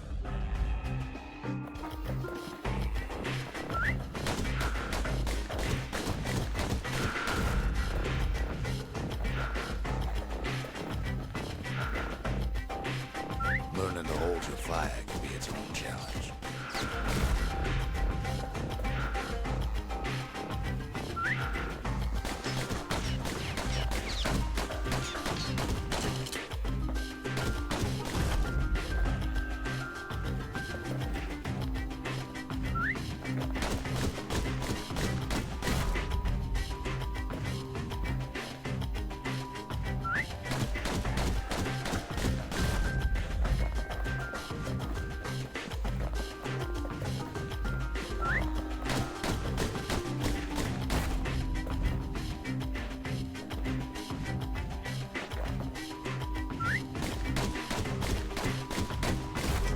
slingers were much quicker than the average pistolier.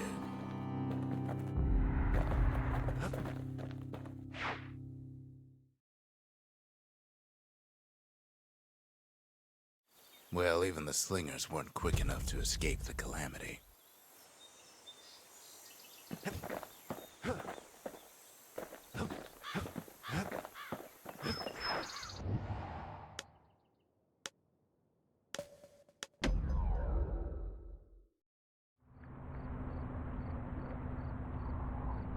After Zolf's little episode, Kid sets off in search of shards. First stop, Jawson Bog. You'll get lost in that bog, I told the kid, and I won't be able to guide you back. Well, I let him go. What else could I do? What could any of us do?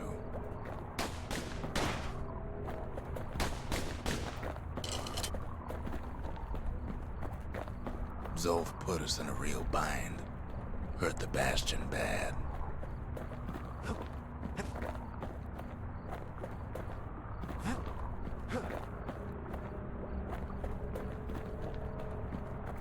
But the shards can make it better. They're like smaller doses of the core's medicine.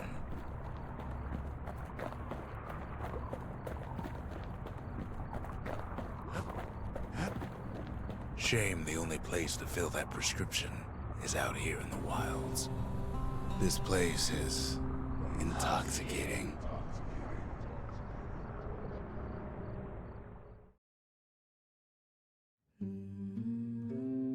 Don't know where he's gone. Might be gone for good for all I know. Wherever he is, somewhere I've never been. Somewhere I never want to go.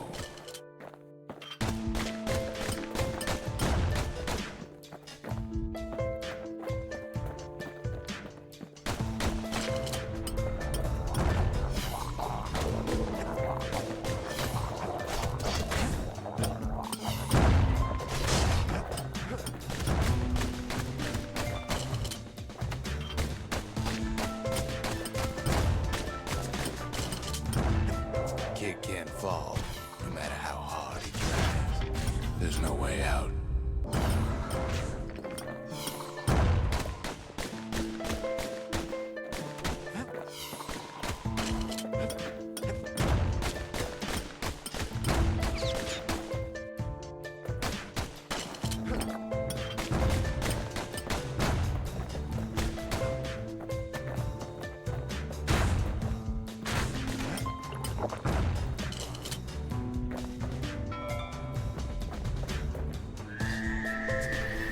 The dead welcome him with open arms.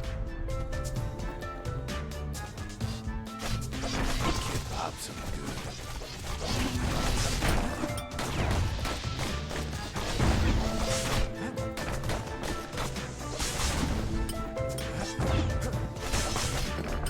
That a survivor? No, ma'am. It's a lonesome ghost of a gas fella.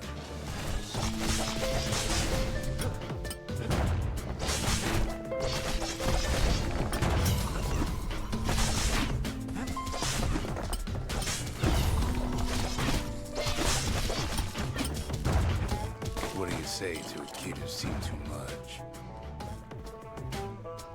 I'm Zolf of Libra. Pleased to make your acquaintance. Now the kid sees something stranger still. Did anybody else survive?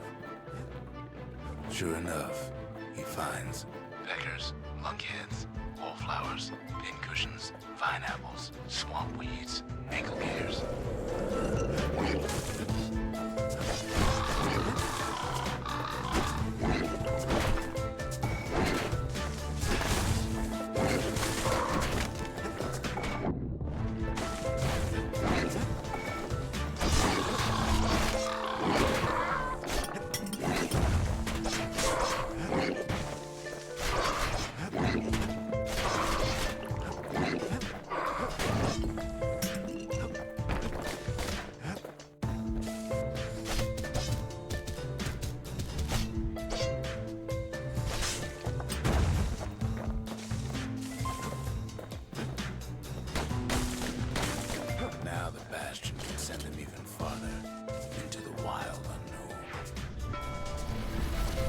sets foot inside one of Ceylondia's famous watering holes.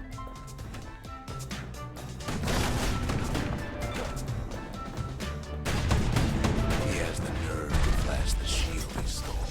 He's a petty thief.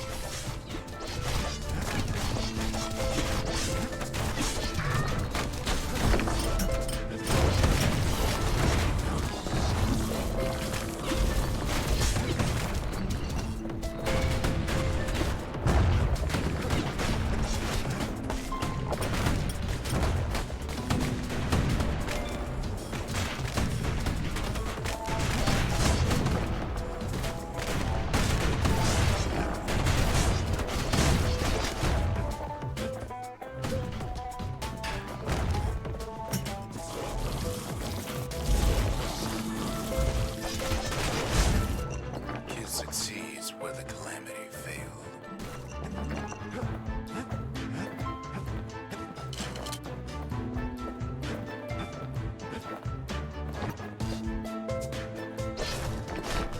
Would you look at what he did to poor old Ronde the bartender? Proper story's supposed to start at the beginning. It's so simple with this one. Now here's a kid whose whole world's alright, snoozing there on a rock in the sky. He wakes up. I'm just fooling. He sees what's left of the rippling walls. Years of work undone in an instant. He sees what's left of Pith, the bull. The gods, they're all undone. He sees what's left of his lifelong friend.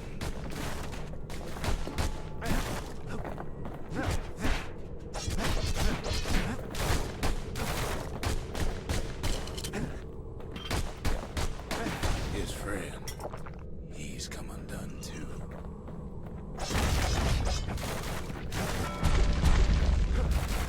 He sees what's left undone.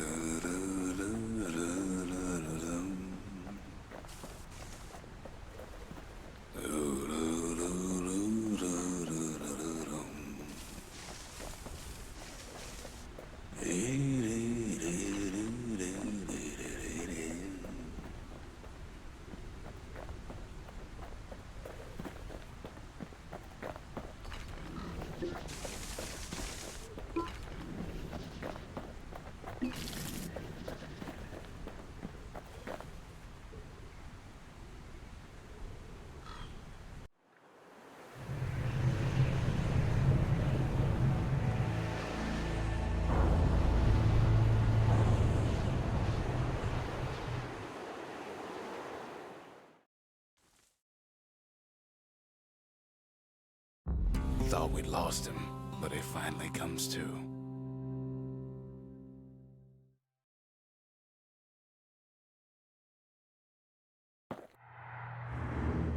The shard ain't lost either.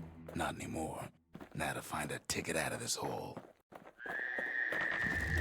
Bootlickers dig their nasty thorns into its heels. Disgusting things.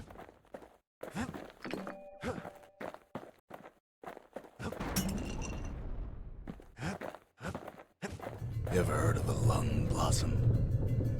It's bigger than the stories say.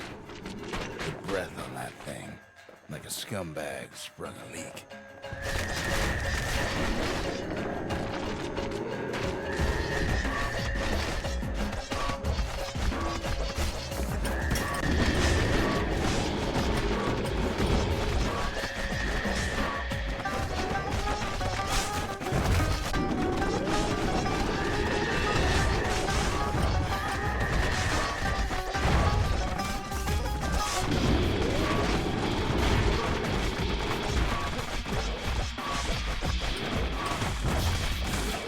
They say one whiff of lung blossom can make you lose your mind.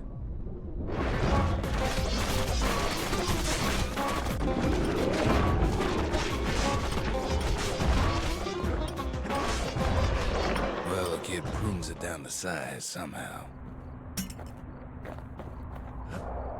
Hard to get a sure footing in the bog.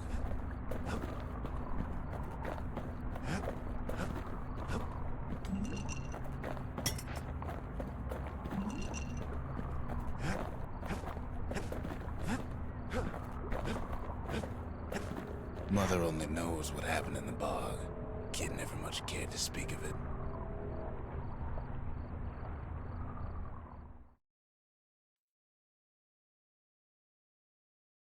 A shard is like a poor man's core, but beggars can't be choosers.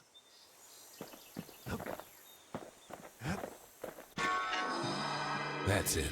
A few more shards like that, and we'll be back in business. A single shard can breathe new life into this place.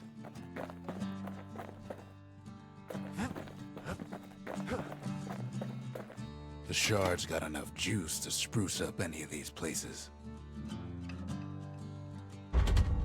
Ain't saying much, but that's the greatest forge in all the city.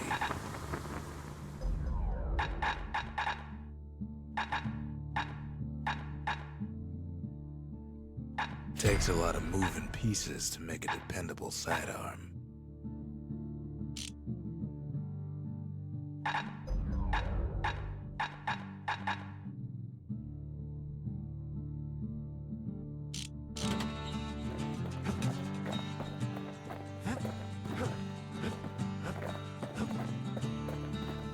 The city tried to use the shards to stake out the wilds.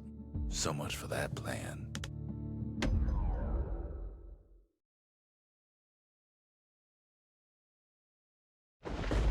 Ankle gators used to roam the wilds, and they nested at Rotha's Lagoon.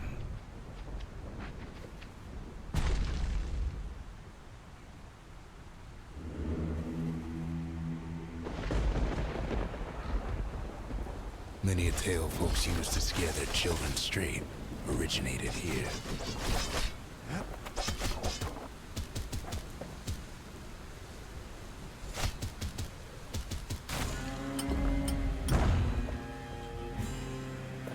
All kinds of beasts we don't know up from down, still lurking about. They move quick and quiet.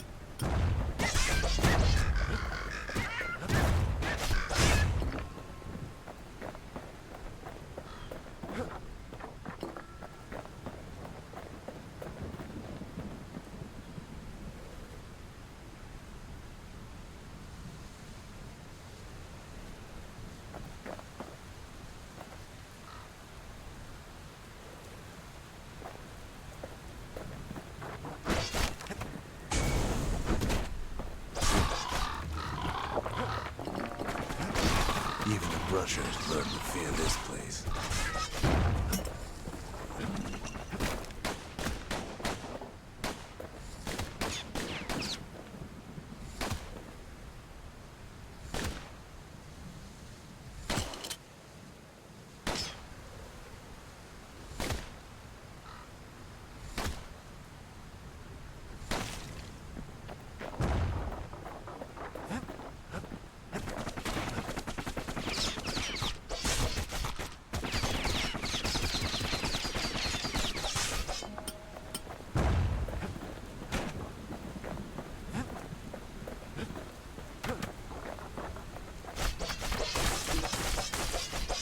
They used to think that ankle gators were extinct.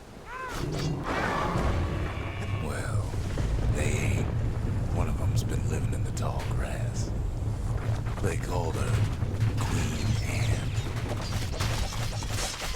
The lagoon's got plenty of other dangers, of course. Turns out Queen Anne got a hold of a shard. Ankle gators love shiny things.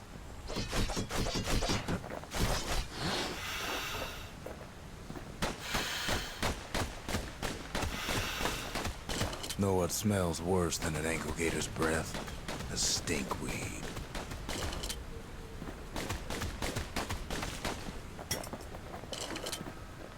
Can't fight Queen Anne without the proper tools.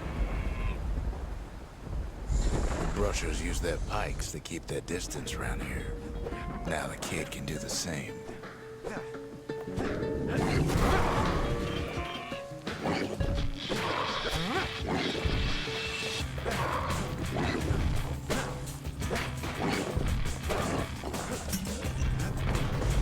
Sharp sticks make Queen Anne nervous, so she backs off a bit. The kid's got a mean throwing arm.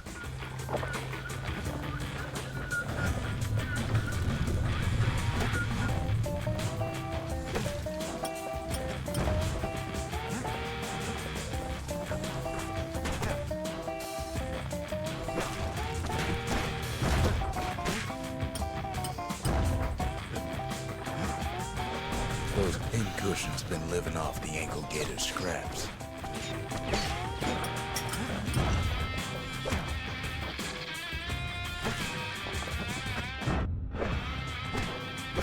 Queen Anne can't fit down some of these narrow paths.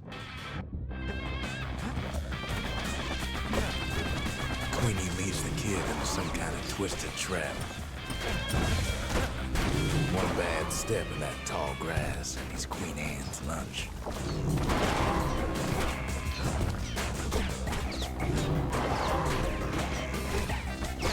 He holds his ground. Seems the Queen's running out of options.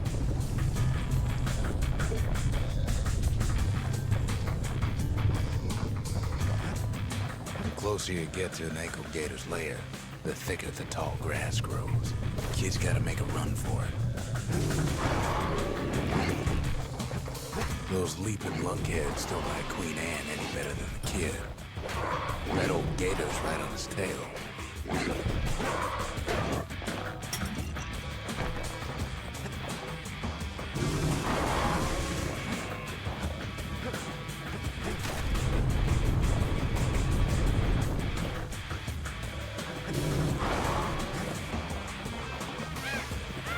Must have scared a bunch of peckers out of hiding.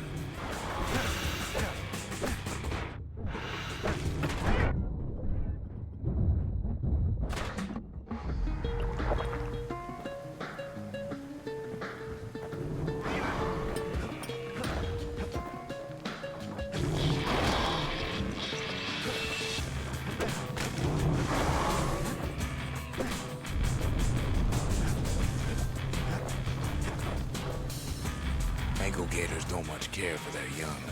That's why there ain't many around. Wanna know how to find an ankle gator lair?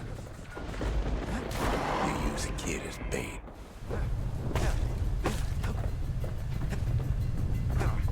The shard's sitting in plain view. Now she's coming for him. She's got nowhere else to go. Can't get hasty in a place like this. They say if you run across an ankle gator, you better keep running.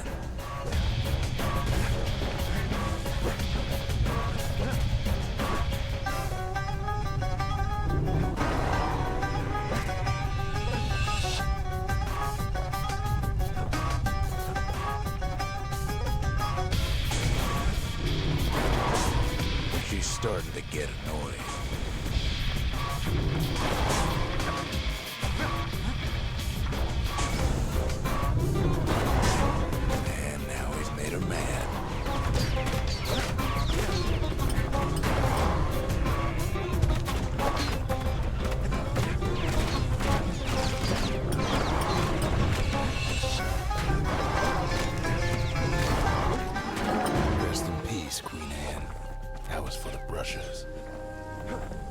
Kid's done what needed to be done.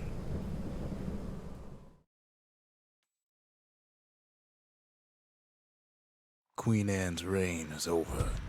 We even got a crown jewel. All that trouble for a single shard. But you know what? It was worth it.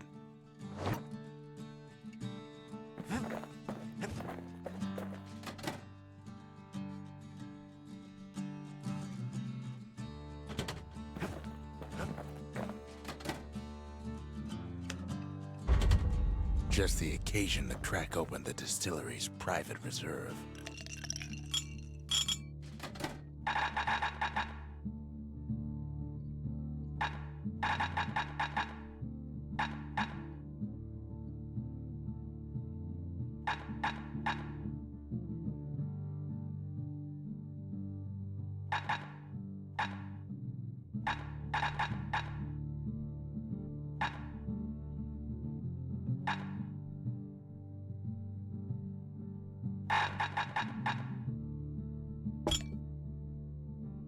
Black rise like hot pineapple chowder on a cold day.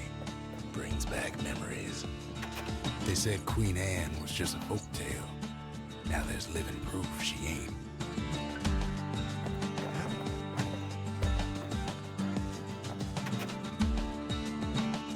That Gator's a crazy gal. So's the gal who promised to look after her.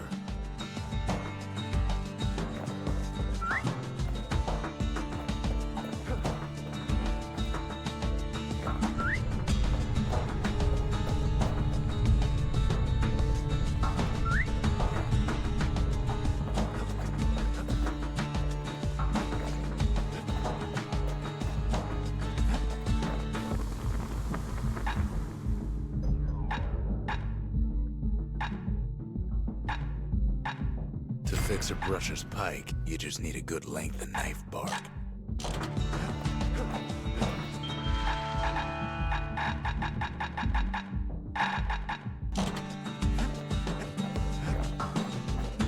The next shard should be farther out there in the wilds.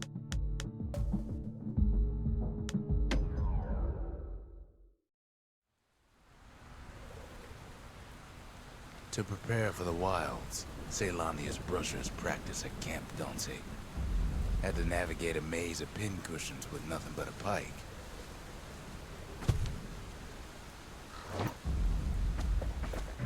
It's a dangerous test for a dangerous job.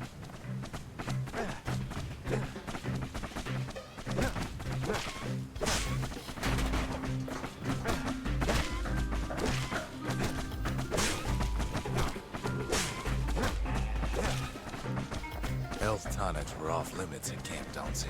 They said they made you weak.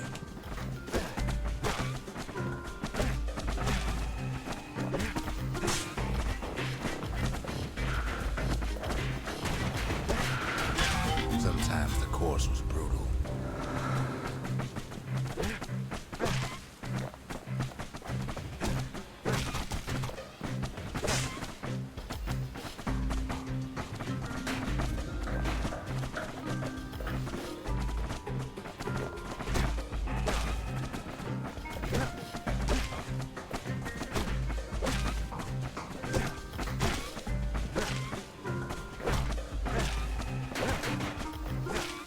Said he couldn't use any fancy footwork, just your brains and your pike.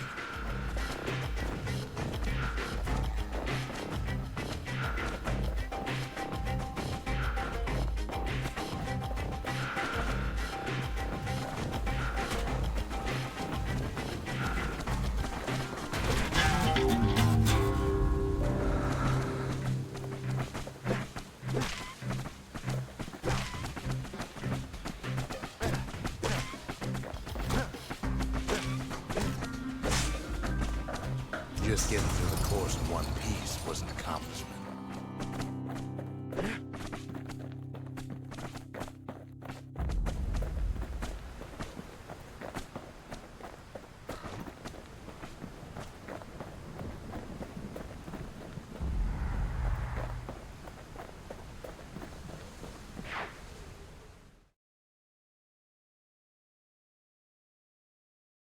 You can see why the brushers prize those pikes of theirs.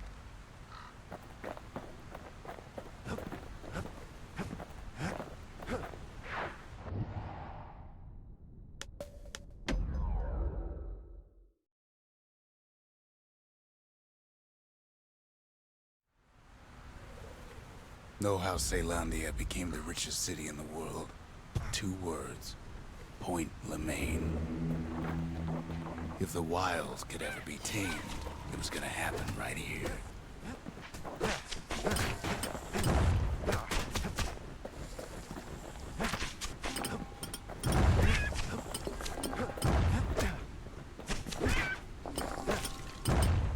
The Army's triggers once had the place on lockdown. Kid might as well pick up where they left off. Blam, just like my fighting days. Gun like that can even put the wilds in check.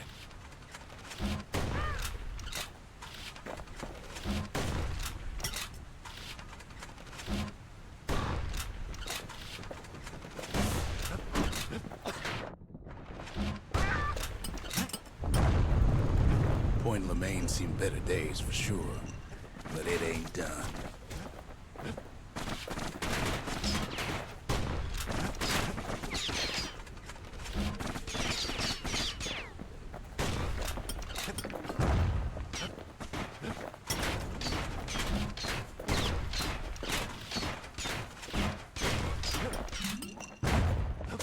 Whole place shudders in a fit.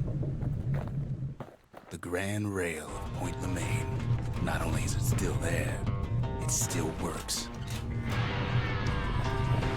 Of course, it's no longer shipping hides and alloys and spices, but it can give the kid a lift. Just as long as he can stay clear of the trouble on the tracks.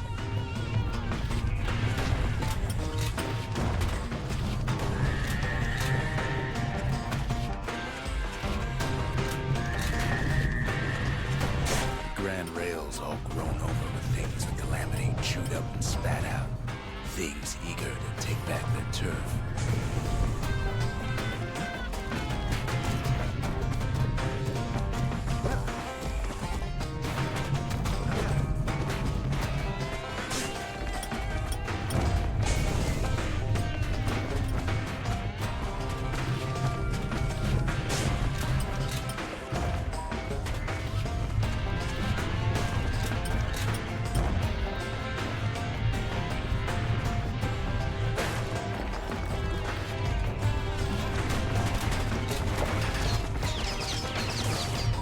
A few of them slip by.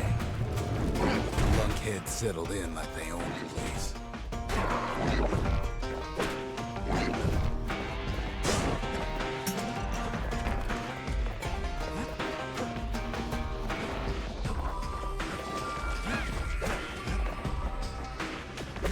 Takes fancy footwork on the rail, what with wallflowers and coughing fungus everywhere.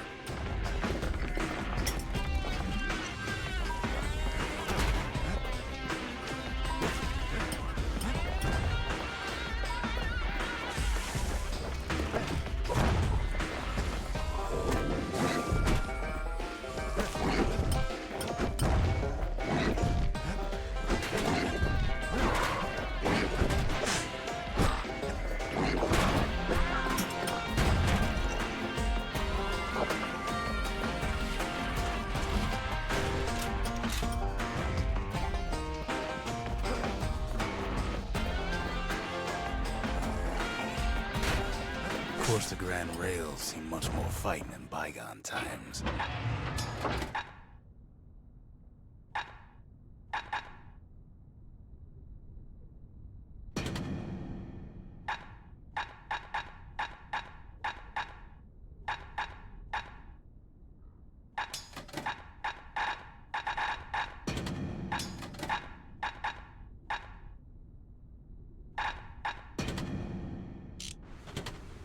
Near on 50 years ago, first shots fired in the Ura-Selandian War.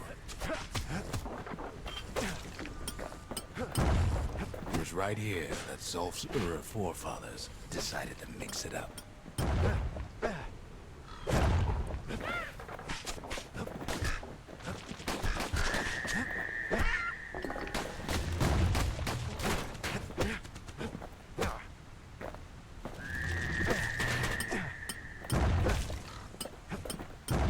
Okay, so maybe we didn't get their sign-off on the whole Grand Rail thing. That was bad. The rail must have shook the Ura to the bone down in those dens of theirs. Well, the rail won't last much longer now that the kid took the shard. It's still got one good run in store for it. All the rotten wood there on the rails turned it into swamp weed central.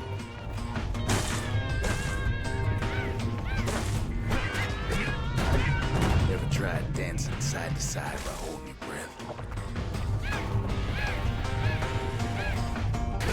While choking on swamp weed? While peckers trying to prick you in the eye? Well, let me tell you, it ain't fun.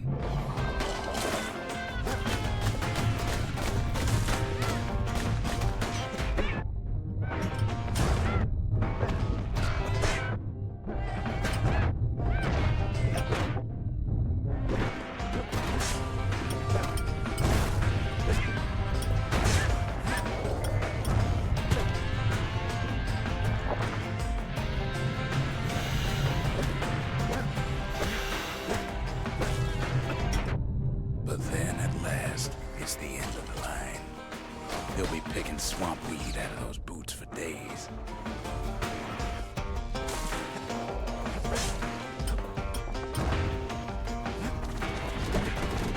Turns out he's got company up at the rail station, waiting for him.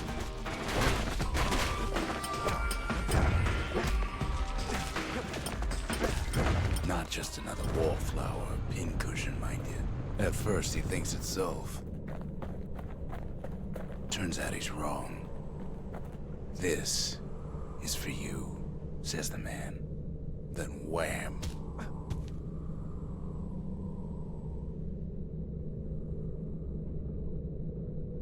When the kid comes to, the man's long gone, but something else is there.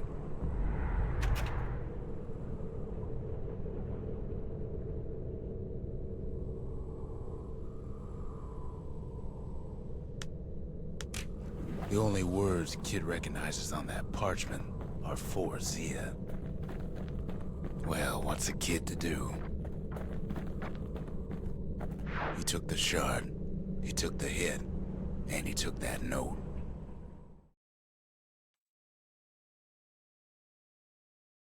That note cuts straight to the heart of things, don't it?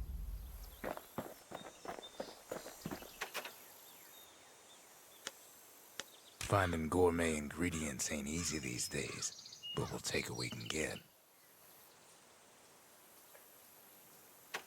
The note says it plain. Zia, go east to learn the truth about the calamity and our people. I'll be waiting. Sincerely, Zulf.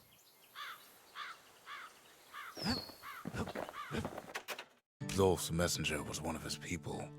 Wonder just how many of them survived, and what exactly Zulf told him. It ain't too late to unlock the potential of this place.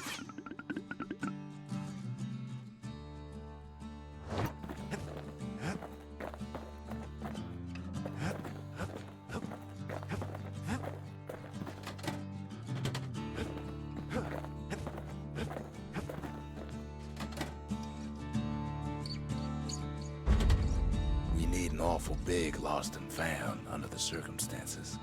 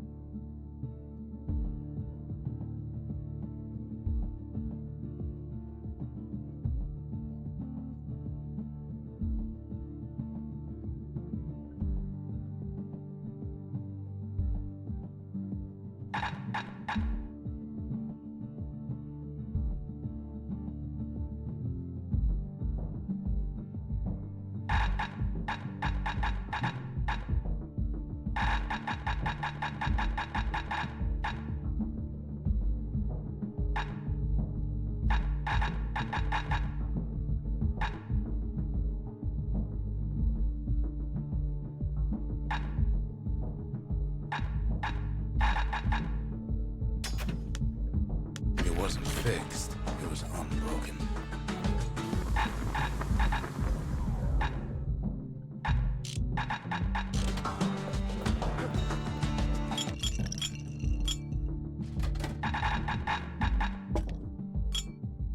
Old brandy is thicker than paint. Makes your skin feel as tough as knife bark. The shards are getting harder to find.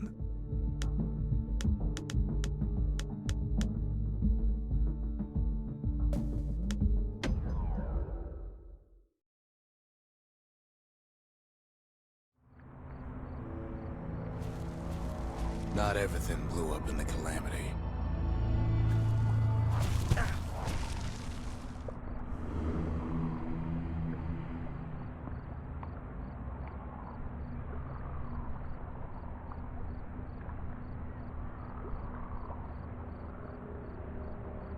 Why, Colford Cauldron here blew up way ahead of its time.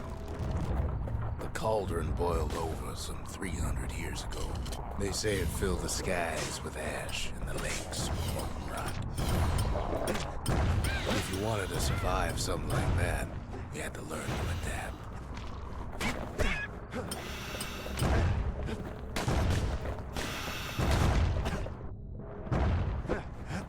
So in a way, the beasts of the wilds, they're all survivors too.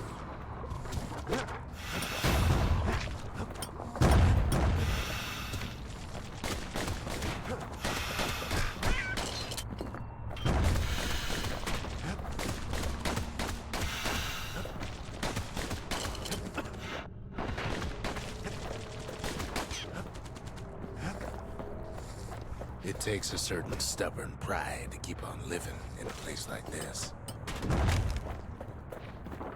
As for us, we learned an awful lot from Culford Cauldron.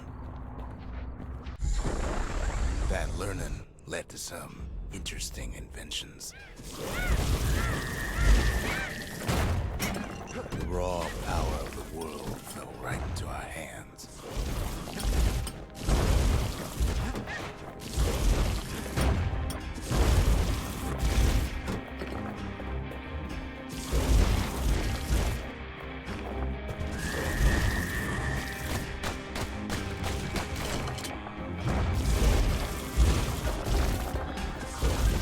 Playing with the cauldron's fires became an addiction.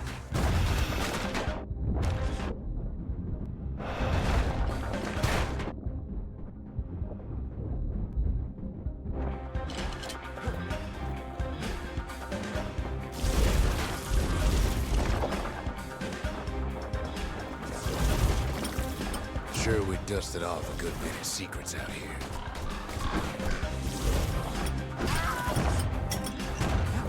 Discovering other things we're better off not knowing.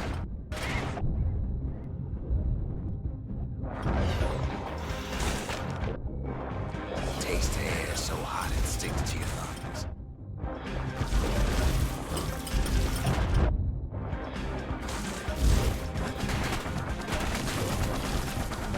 All sorts of awful things crawling underfoot.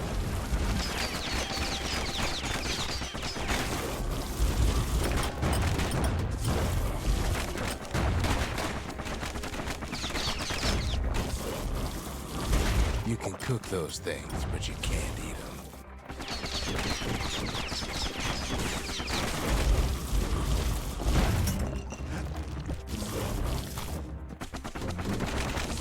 The more ash we swept aside, the more life we found.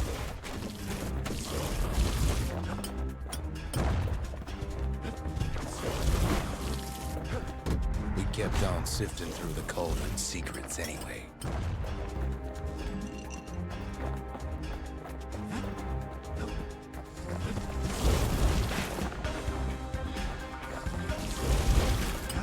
Place as inhospitable as they come.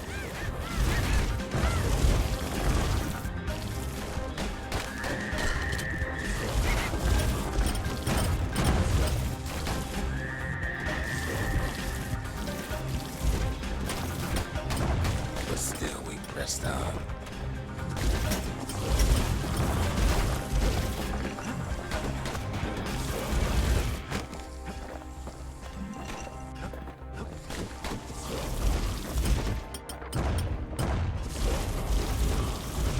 After all, when we look down inside Culford Cauldron,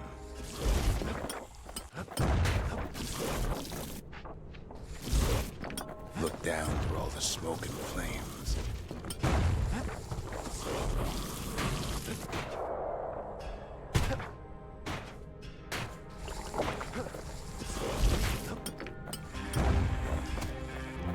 we saw in there the heart of the world, the heart now laid bare by the calamity. We had to have it. As for the kid, he just has to get that shard out of there. Too bad taking that thing woke up every last stink eye from here to Johnson Bog.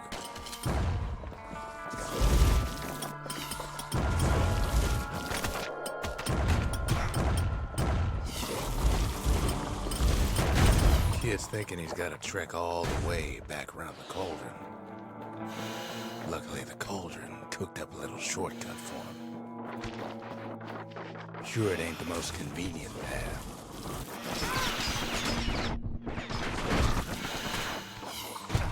Biggest stink eye he's ever seen's waiting for him on the other side. But where there's one stink eye, there's always more. The cauldron's tenants all gather up to bid the kid a fond farewell. The kid don't shed any tears for him. Pops open on him like a pimple on a school day. With a good spyglass, he can still see the cauldron from the city.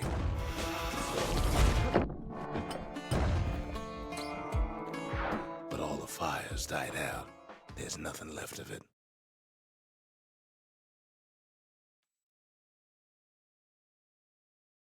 He comes back looking like the inside of a chimney. Kid arrives just in time to sample Zia's famous cooking. He wolfs down too much too fast, and it all goes to his head.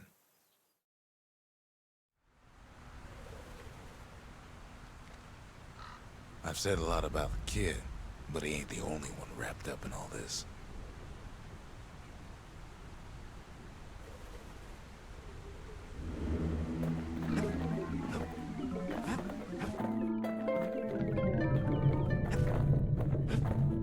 What's he thinking? Well, let me see if I got this straight. I only heard it once.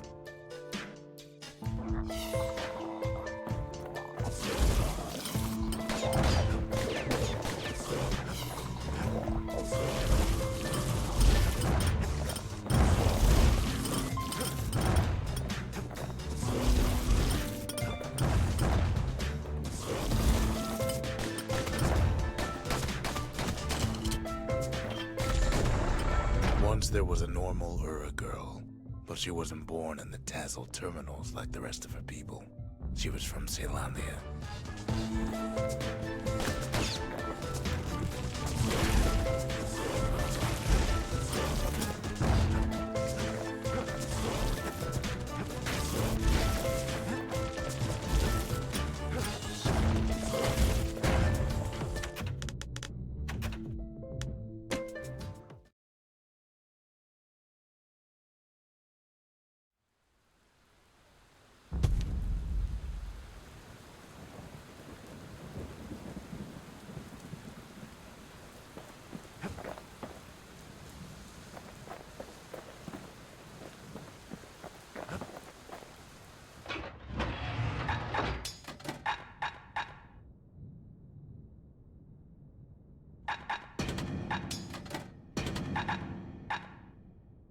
Stick 'em and cook 'em, or the other way around.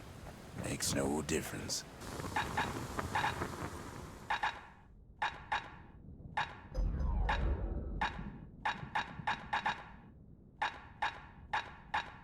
At least it won't get cold round here with that thing around. On the inside, a fire bellows ain't nothing like its more popular air-spitting cousin.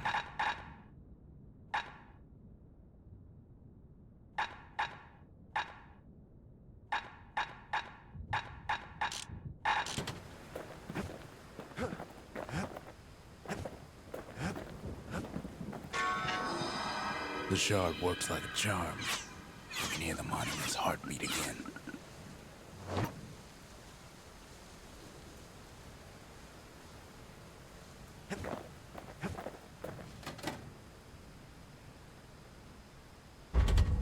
Seems the gods recommended this place to all their friends.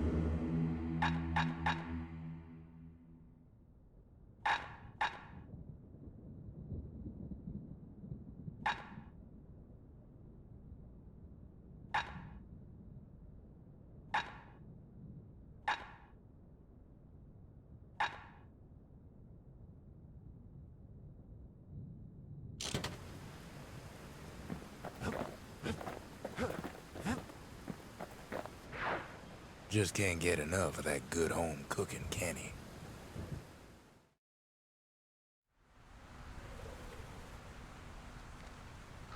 knocks him into an uneasy sleep.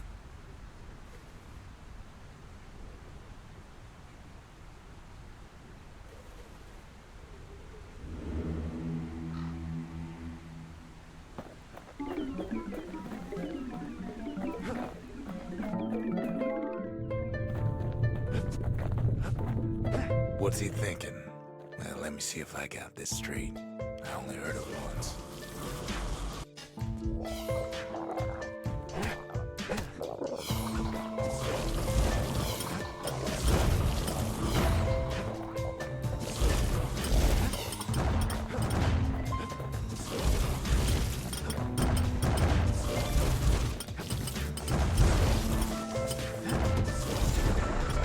Once there was a normal Ura girl, but she wasn't born in the Tassel terminals like the rest of her people. She was from Celandia.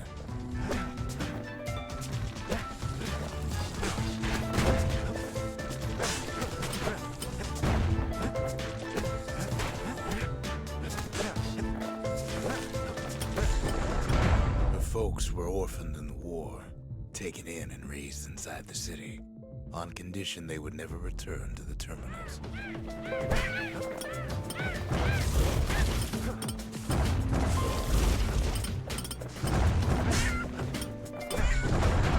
Ura refugees who came into the city had to stay for life.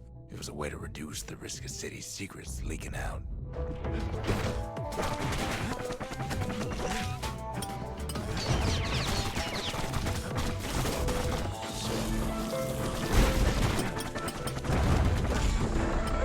Mama passed away from birthing complications, leaving the girl trapped inside that city with no one but her father.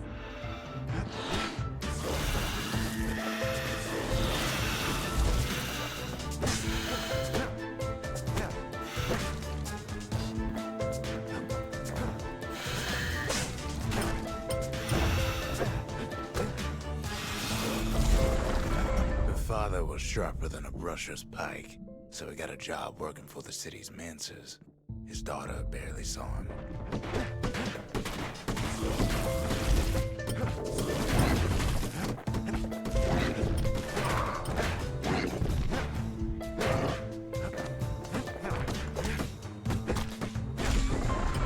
Her father told her nothing of her Ura heritage.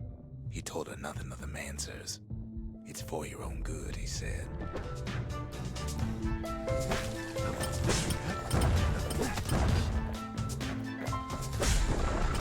She took to studying the arts, learned more through music than history books, gained a knack for strings and songs.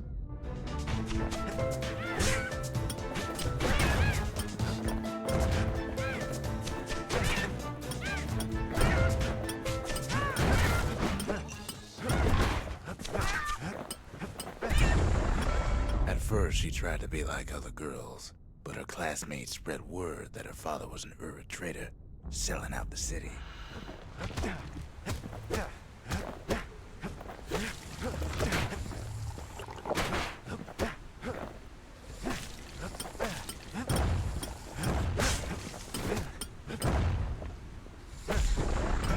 One young man stood up for her, or so he led her to believe. He knew much of her heritage, and she grew fond of him.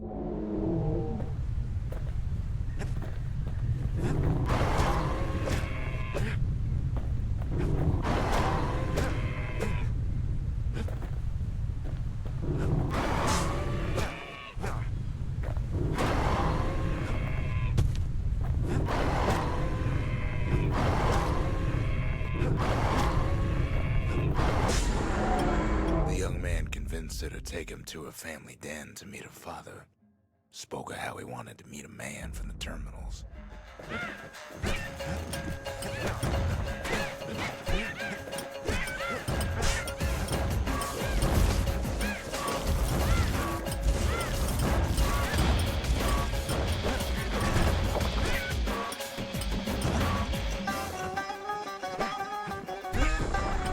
When the young man greeted her father in the Ura's native language, her father flew into a fit of rage and threw them out.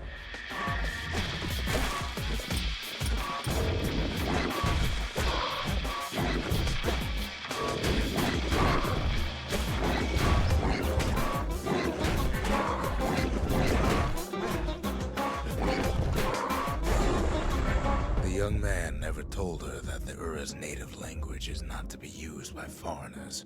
To do so is a terrible insult.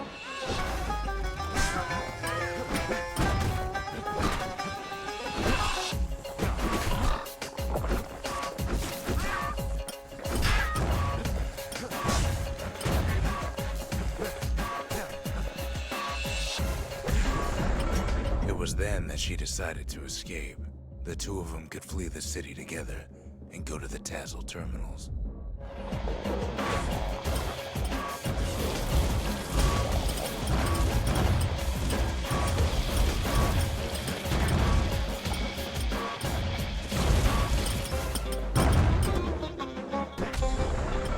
They would hide inside a garbage bin until it got ingested by a scumbag, then let him slosh on out of the city for disposal.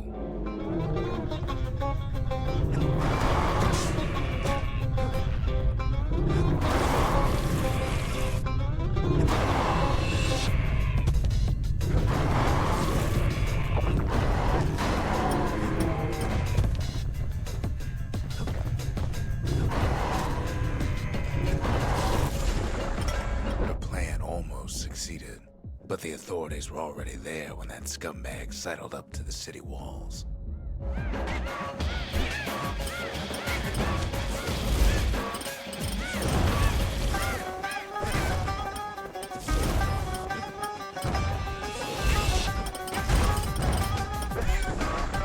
The young man had sent the authorities a tip, told him her father was using her to sell secrets to the Tassel terminals.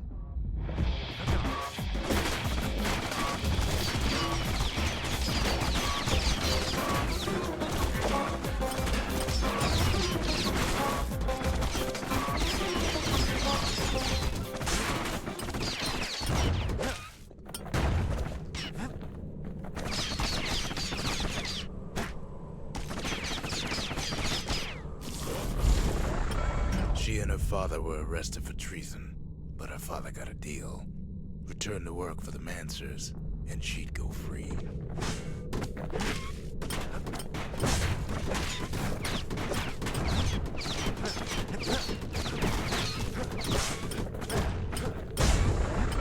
Before they parted ways for the last time, her father whispered a desperate plea. Hurry home to the den and lock yourself in.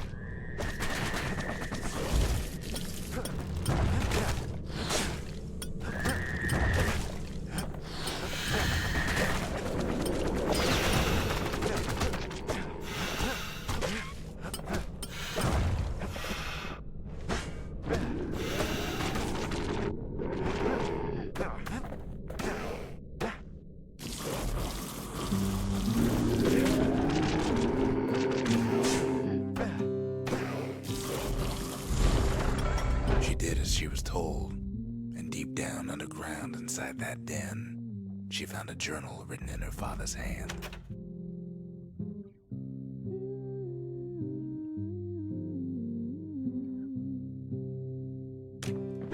I dig my hole, you build a wall. I dig my hole, you build a wall. The next day, the door to the den turned to ash. The girl came up for air, and she saw the calamity all around her.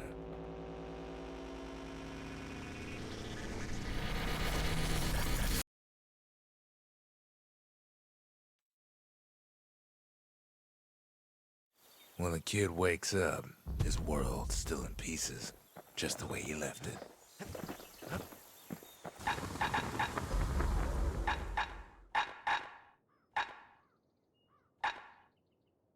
Don't want that thing leaving your hands until you decide it's time.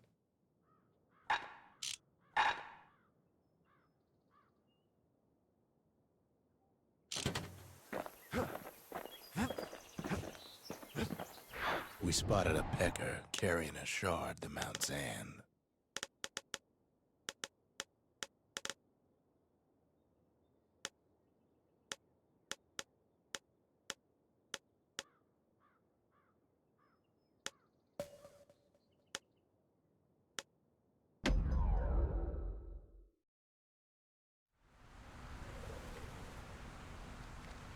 can't rightly call Mount Zand a mountain anymore.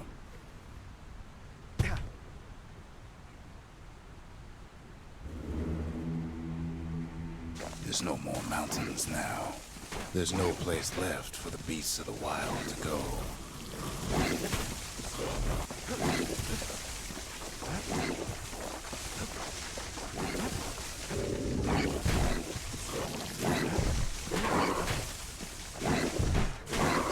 So they figure they'll hold out right here, on a slab of mountain the Calamity forgot.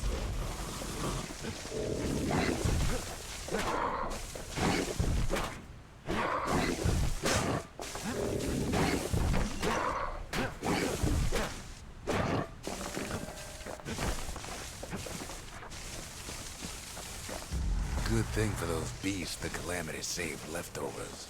We only found their little lair because they found themselves a little shard.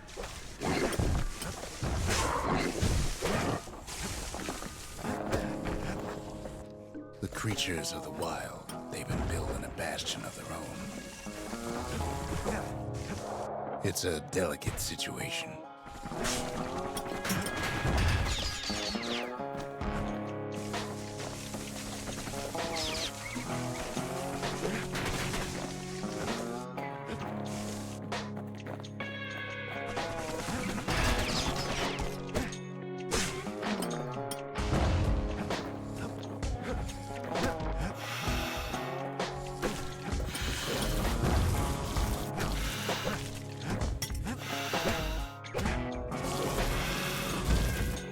Best thing we can do for those beasts right now is put them down quick and clean.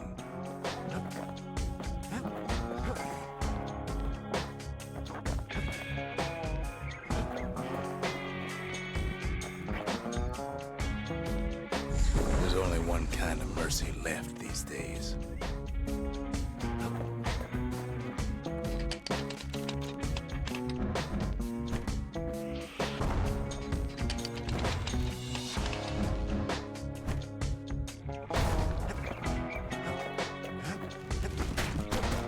Look at it this way. It's either them or us. But if we win, they win too. Our bastion is everybody's game, not just ours. Unfortunately, there's no explaining that to a simple beast.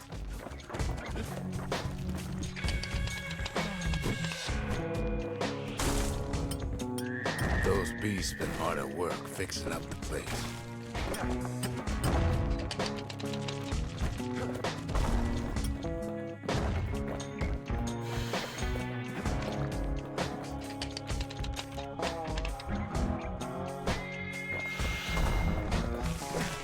They've been searching for cores and shards, just like we have. They've rounded up their survivors, just like we have.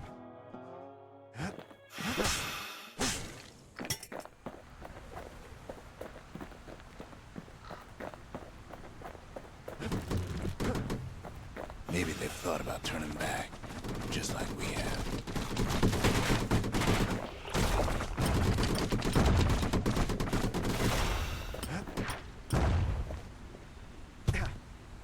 We just really need their shard. Kid got it fair and square.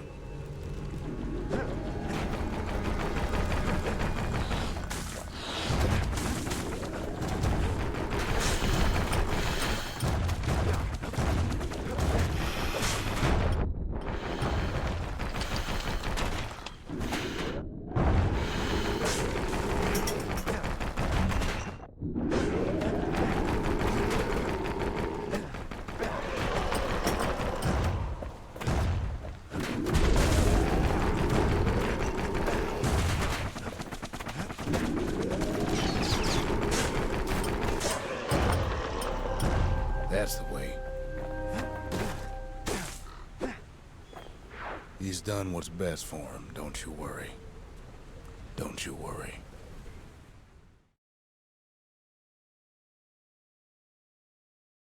We'll all be better off once the Bastion is complete.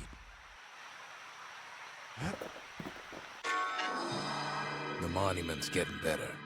Zolf sure did a number on it, though.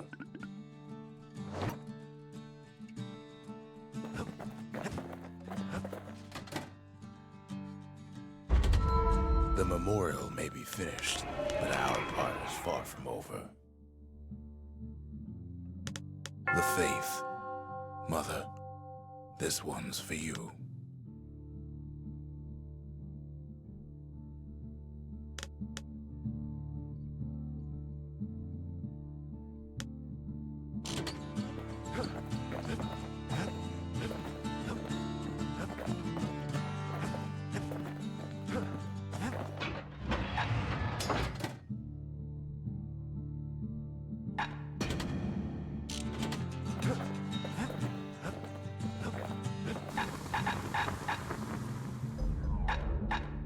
Gotta make sure the pointy end's fastened on real tight.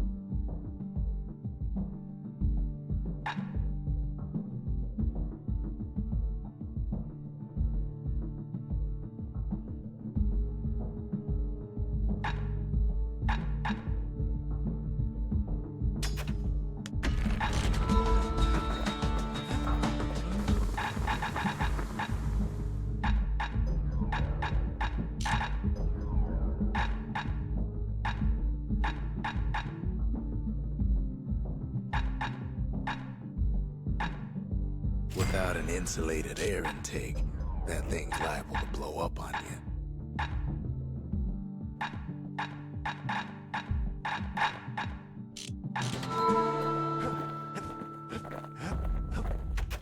We're all a little short on friends these days, so that's a welcome sight.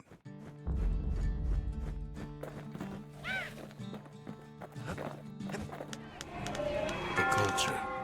A still life of old unwanted keepsakes. The city, its riches nothing but fragments now. The inspiration, a forge can fashion anything.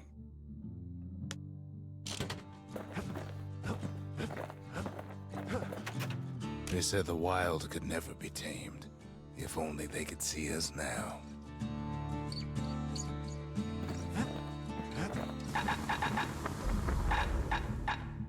When you've got a solid balance, you've got what you need.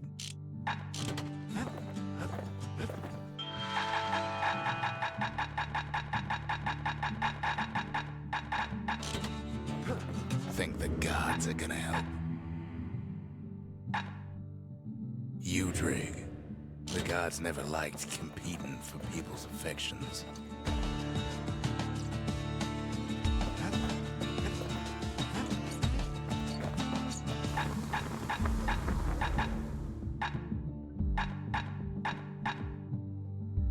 He's made a right comfortable bed for all those bullets.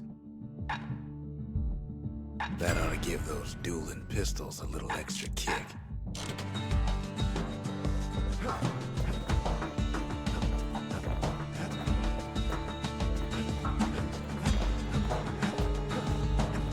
Just a couple shards left. The quarry's gotta have one, right?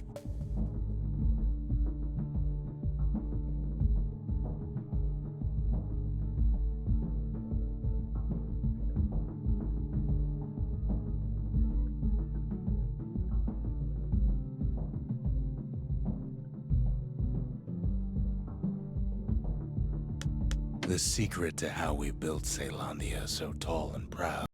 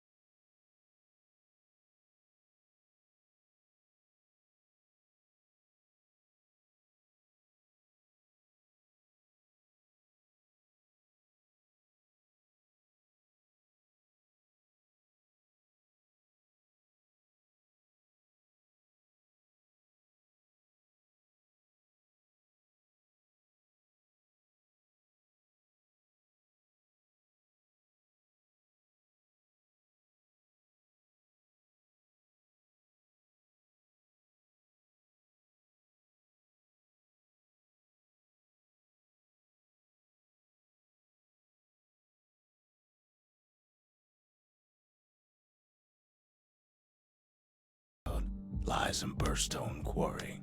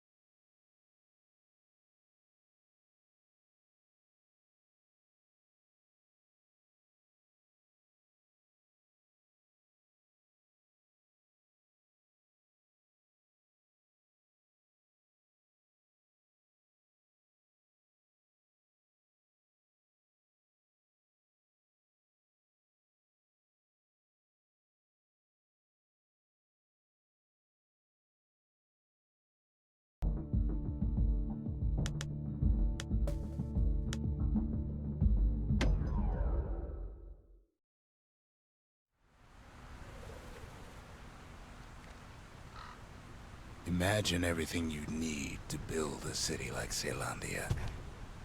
It takes hard work and planning, and it also takes Bastion quarry. The Ura tunnels beneath the quarry must have softened the blow from the calamity. Same goes for its natives, Rattletails. Rattletails ain't the worst of it either, but more about that in a little bit.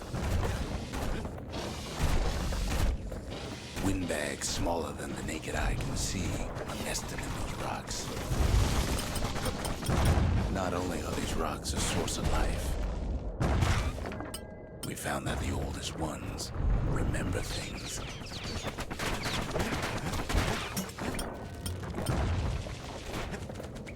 They're recording everything, all the time, taking it all in.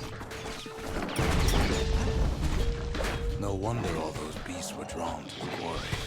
The rocks were calling them.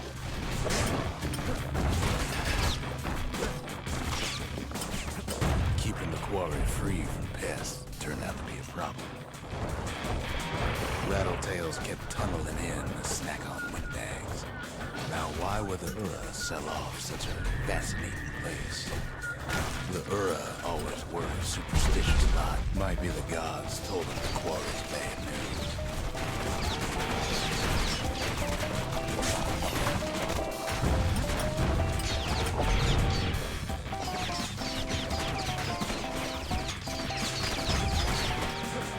On top of that, we know the Ura hated anything above ground.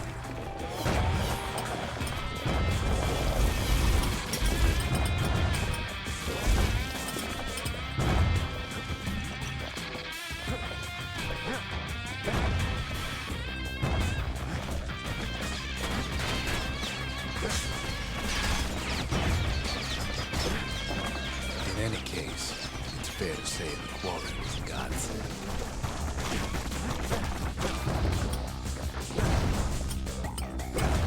Those rocks, all polished to a mirror sheen.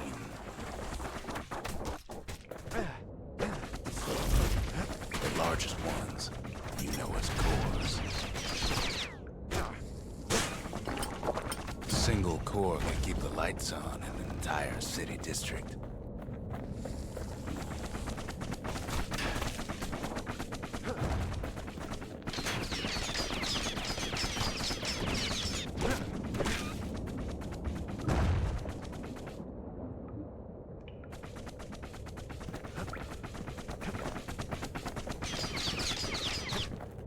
The smaller ones, we call them shards.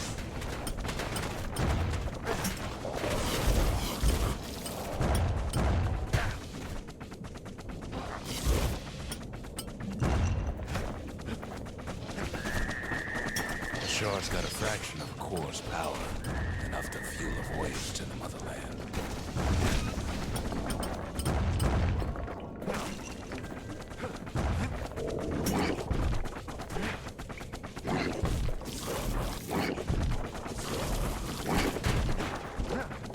Well, now the quarry's all dried up. These rocks are much too young to be of use.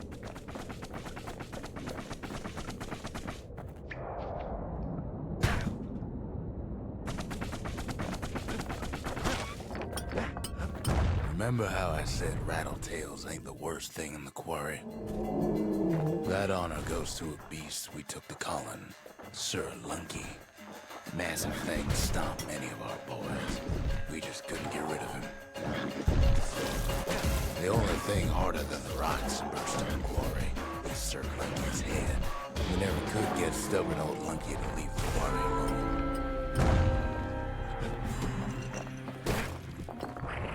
Then the kid hears a voice calling from down the hall. "Are you all right?" it says.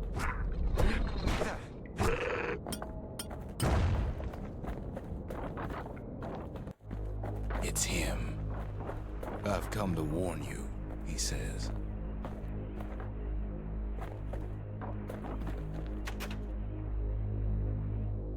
The Bastion is under siege.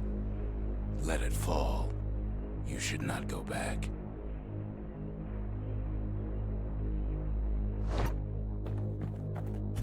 Kid hears him, but he ain't about to be deterred. If that's the way it is, he says, then I won't stop you. Because my countrymen will.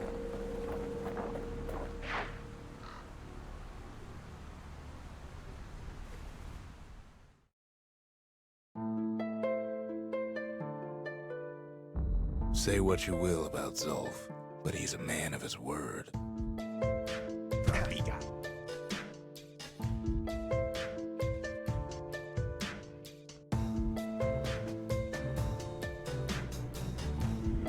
His countrymen don't much care for pleasantries, though.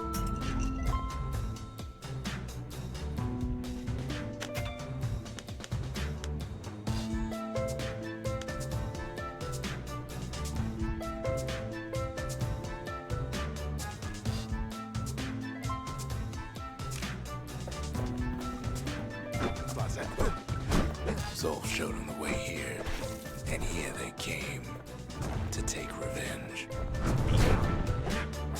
They got inside the Bastion and shut the door. Kid's gotta go in through the back. I should have told him sooner about all this.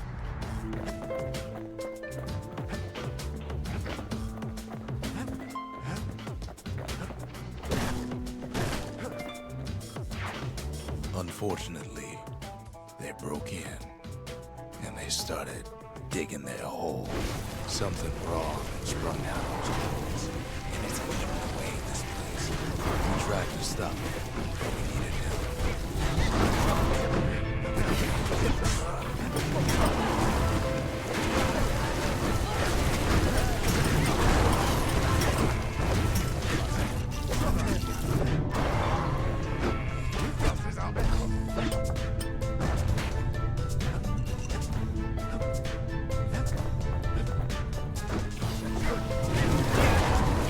baby Mecca. You don't make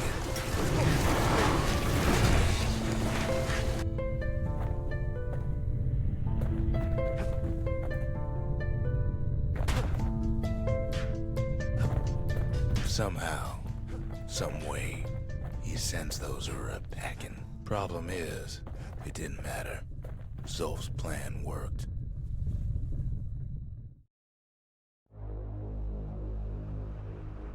We find each other as the dust settles. Then I tell him why the Ura came. To get us back for the calamity. It was Caelondia's master plan to wipe the Ura out. But part of that plan backfired, didn't it? If only Zulf knew the whole story.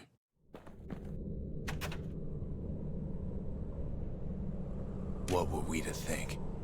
They must have got her, taken her back to her rightful home. The shards can put this disease in remission, but there's only one cure. We need to finish what we started.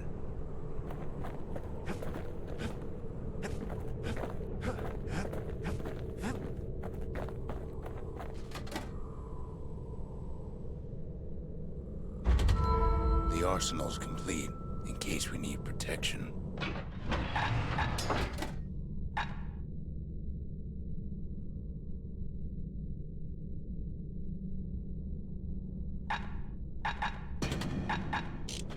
Now all we need is one last shard.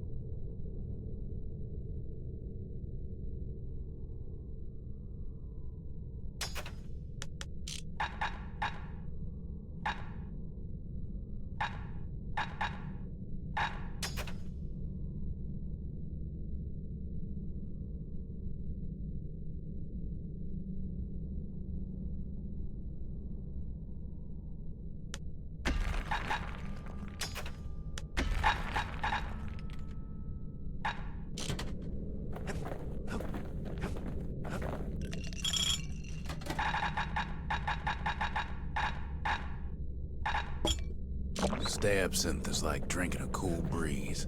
Just don't go spitting needles everywhere. Suppose it's true a little song can put things in perspective.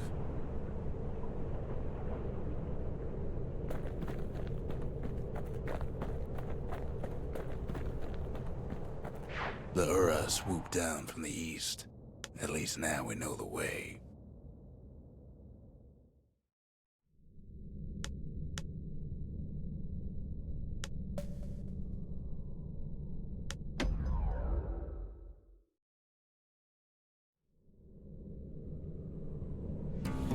One last shard.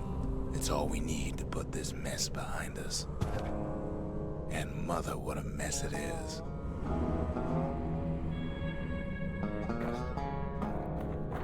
A mess like that could have only been made by hand.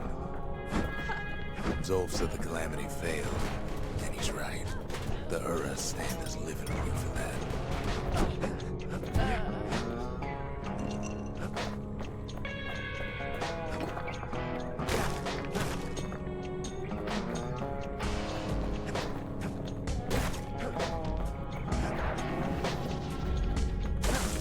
At the heart of the calamity was a simple idea. We never wanted to go to war again. Wanted to rule it out.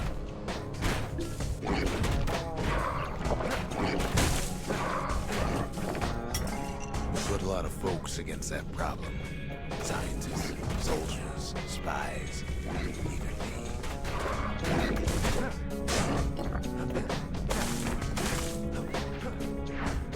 We sought solutions far beyond the city. Traveled near as far as the kid's going right now.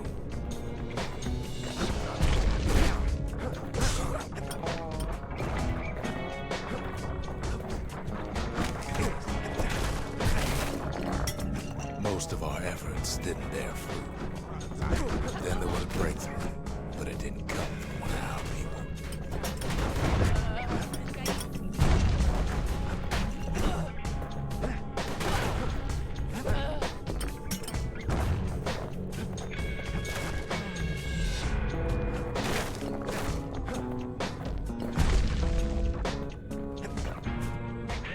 It came from an Ura, a brilliant young scientist named Ven. Ven worked for the Mancers, the sharpest knives in the city's drawer.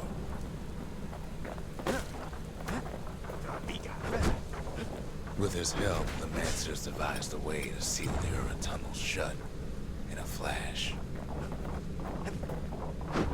Just like that, every last Ura living in the Tassel terminals would be gone.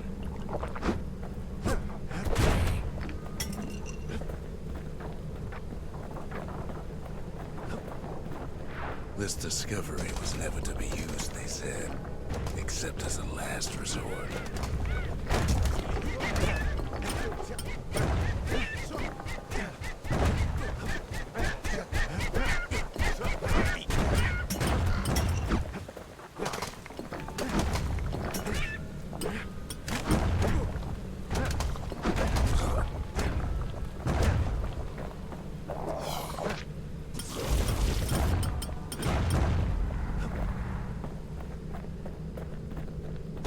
But Ven didn't like being manipulated.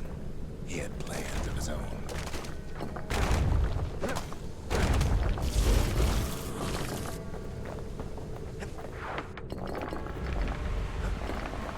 He sabotaged the Mancer's little science project, set it to blow up in their faces.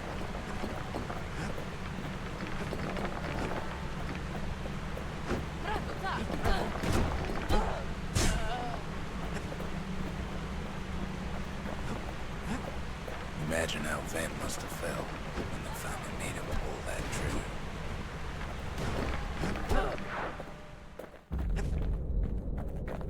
But remember, the Bastion can fix everything. We just need that shard.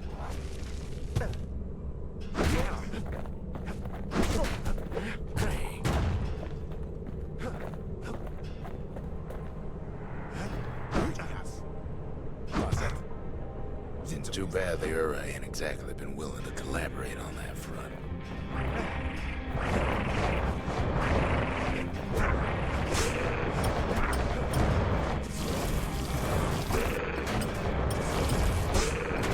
now, Kid had little choice but to pick up where the Calamity left off. First things first, though, there's someone we figured needed rescuing. See ya.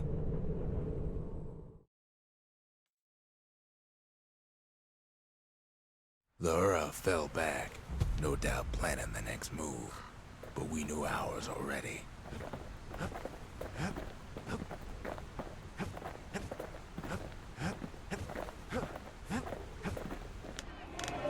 The Mercy. The windbags ain't the only beast that drew a bad lot. The Sanctuary. If we can build, we can rebuild. The Conscience. We haven't lost everything, long as we have that.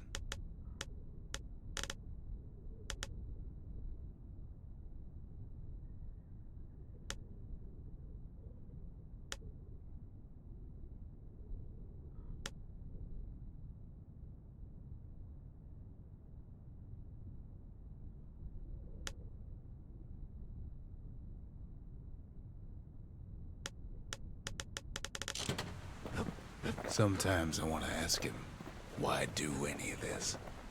But truth is, I don't want to know. There's something we had to do before going after that last shard.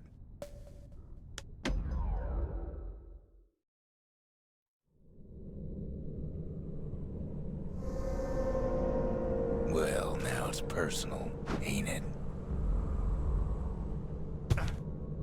It's personal for him, and it's personal for me.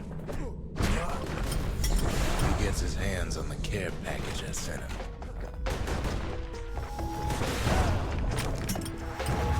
It's a little something I've been fixing up in my spare time.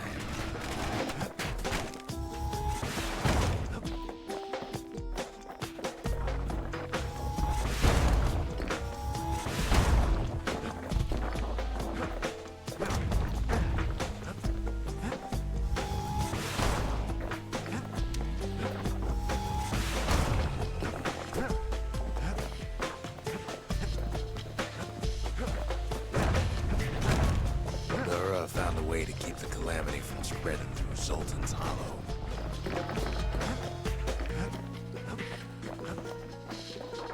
They got their own security and everything. Pretty fancy. They've got these conductors that are all what's keeping the place together.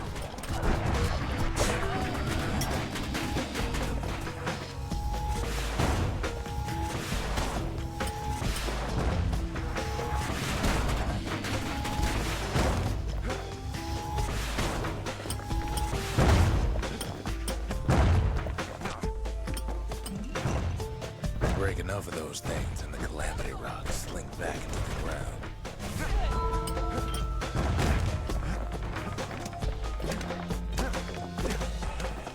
Those rocks are like tumors, the same kind the Ura planted in the Bastion.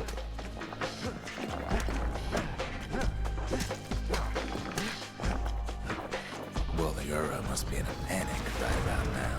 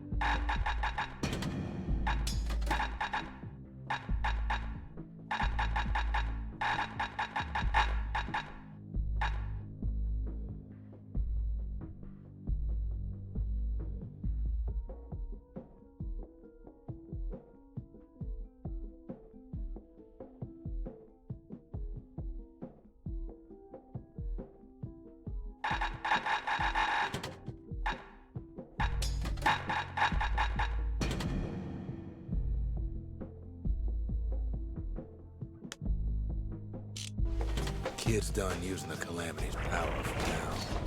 But the Ura ain't finished. They even sick their little rattletail pets on the kid.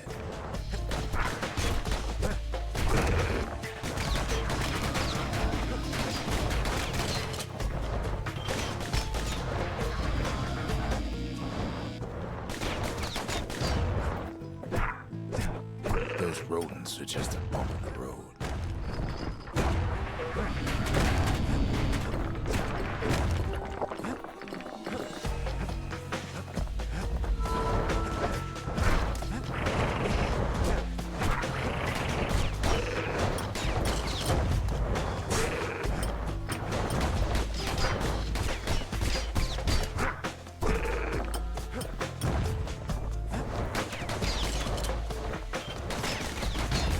Picking the whole place apart, piece by piece.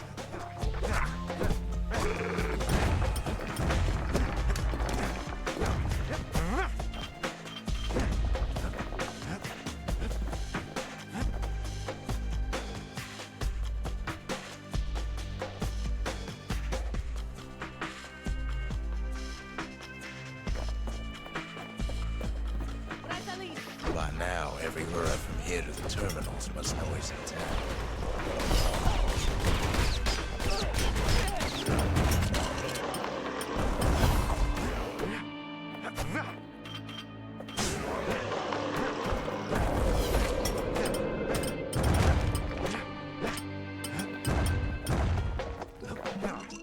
They're easy targets.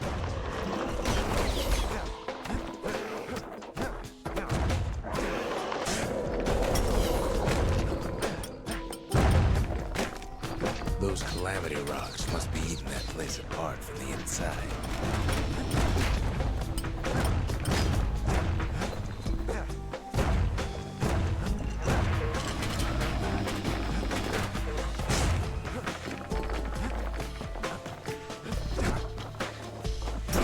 Keep hanging on to that barricade. After all, their homeland's not much farther.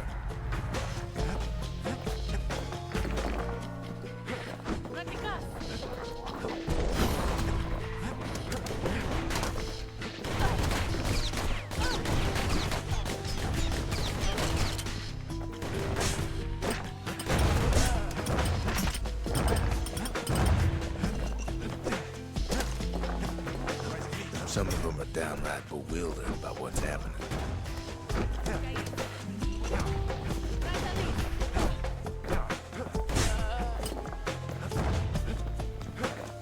Maybe they know they've lost this. Lost to a kid.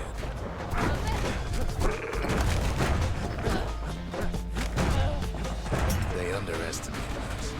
As pegged all wrong. Yes, our people caused the calamity, but here we are trying to fix it.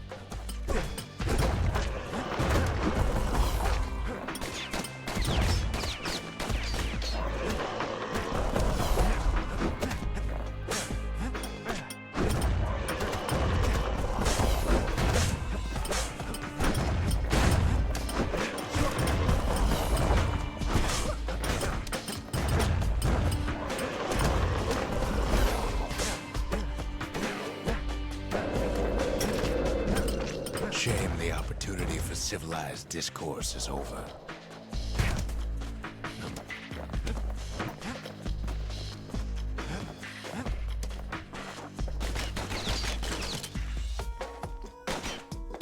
Suppose old Zolf should have got to know us better.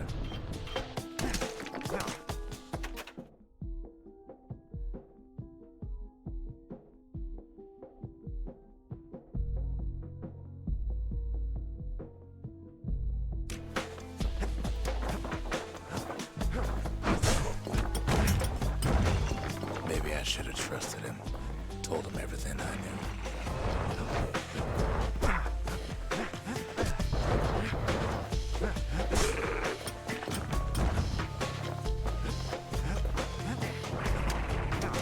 Zolf, the Ura, they have every reason to be angry. Beyond angry. But when this is all over, it'll all be water under the bridge.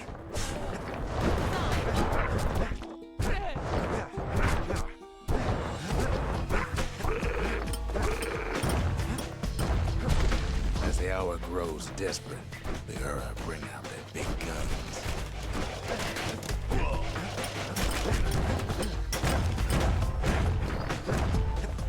There's nothing standing in his way no more. All those dreams, snuffed out in the calamity. We'll bring it back. Way out there on the edge of the world, that's where he finally finds you. But it ain't like Prosper Bluff this time. Ain't nothing for this gal to sing about now. Zia, you weren't kidnapped. No, ma'am. You just had to see what happened to the Ura. To your own people. You had to see if everything Zolf wrote to you was true.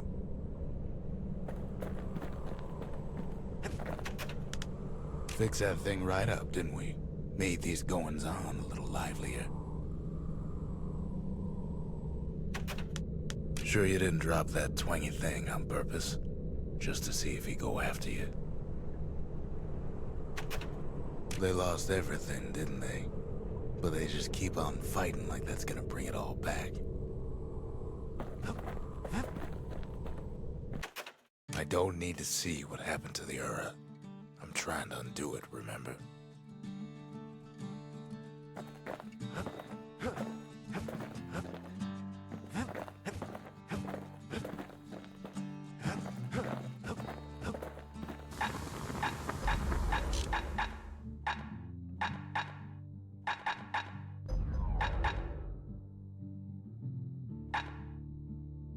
Toughest thing about using that gas can is keeping a grip on it.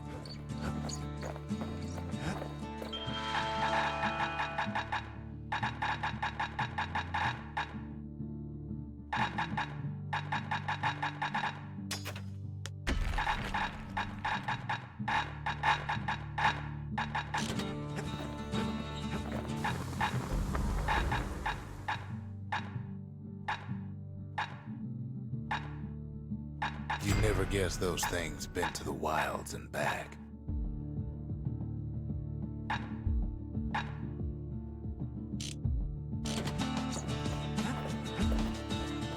Once the kid gets that last shard from Zolf, it'll all be over.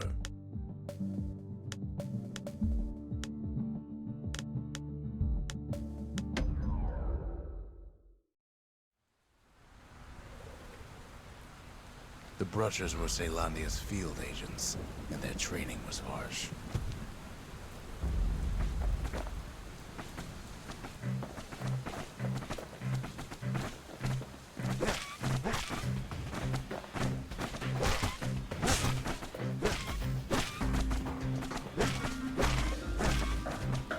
You had to find a path through the maze as quick as you could.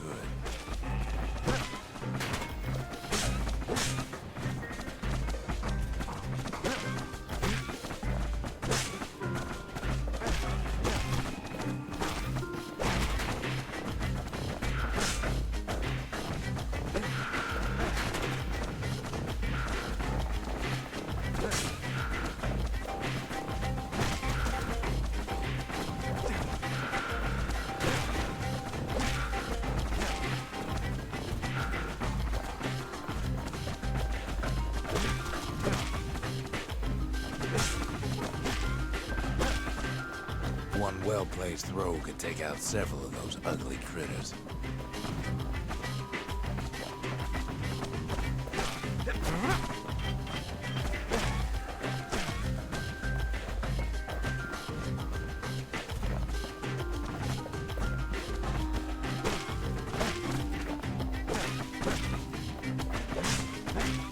If you did all right at Camp Dante, you got to go to the wilds.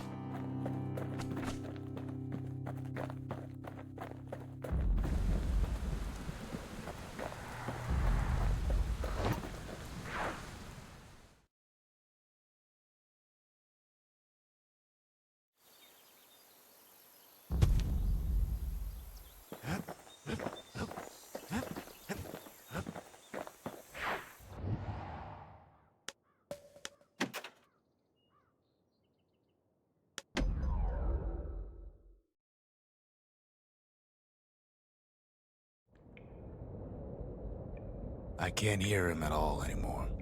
He's too far away.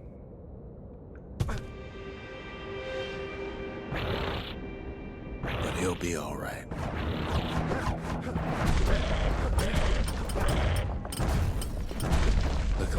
hit the Tazzle terminals hardest of all.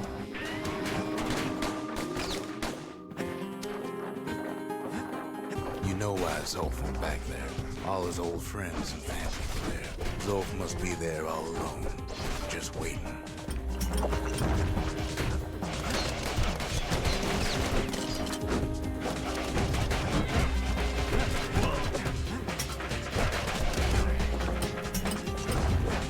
You know what's funny?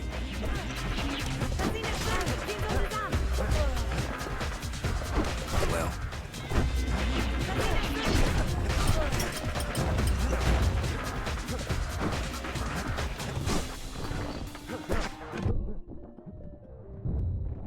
look around. There's not much left to do here in the Bastion, I'm afraid. So why not tell each other stories to pass the time, right?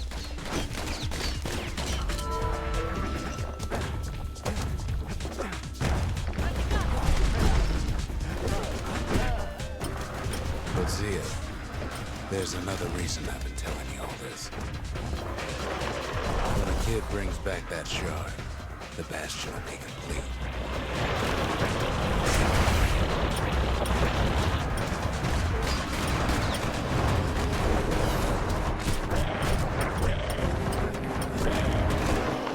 What happens to Zolf will no longer matter.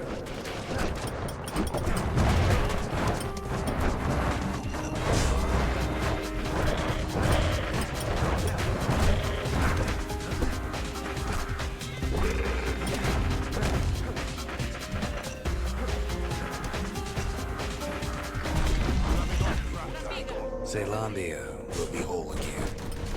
Everything will be back to normal.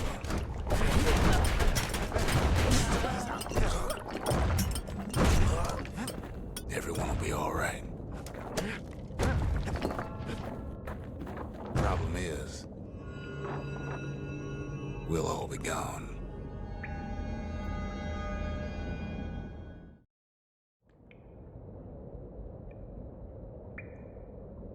Oh, we're not gonna die. It's more like all of this will just stop.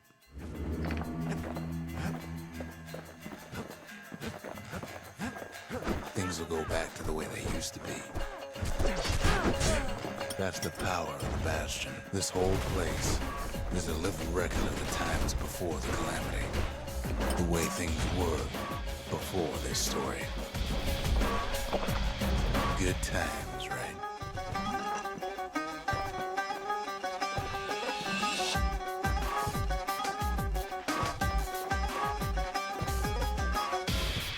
You'd be your old self again. Think of all those times that didn't go your way.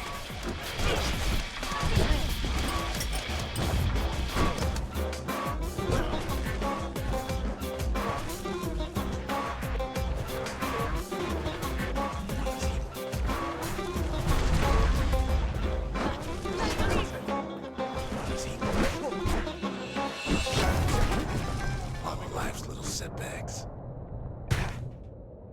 Imagine if you could have another go at him.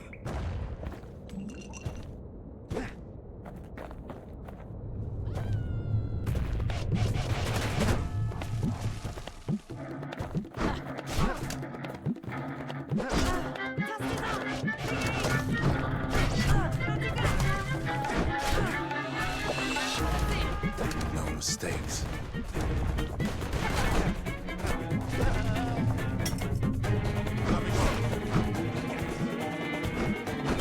Anyone you've ever heard.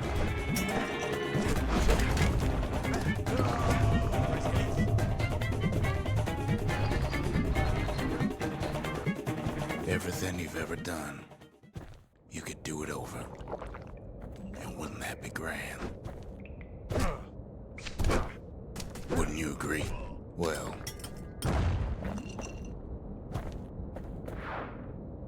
I guess there's nothing more to say.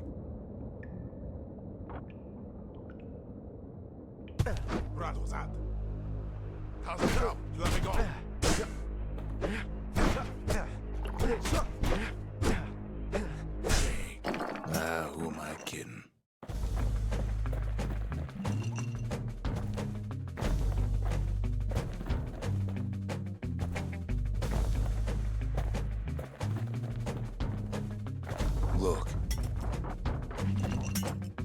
there's something else.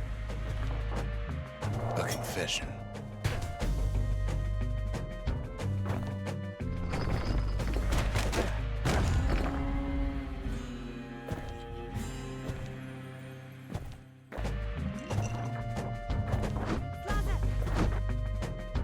How come I know so much about the Bastion?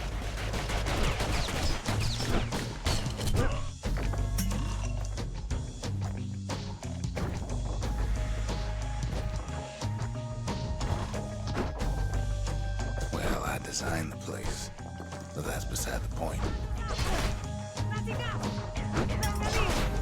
There's one problem with a place that sets things back to a bygone time. You can't test it.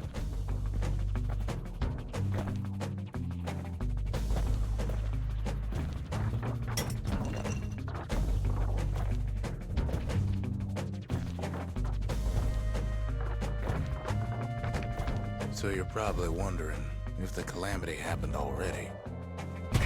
What's to stop it from happening again after the Bastion does its thing?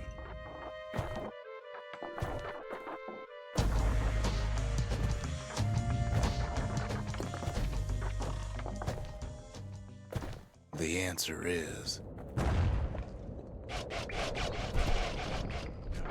I don't know.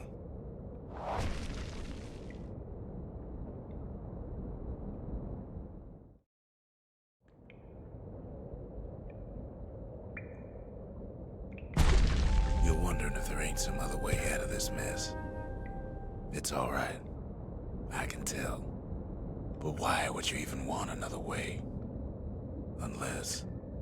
Unless you wanted to stay here with us.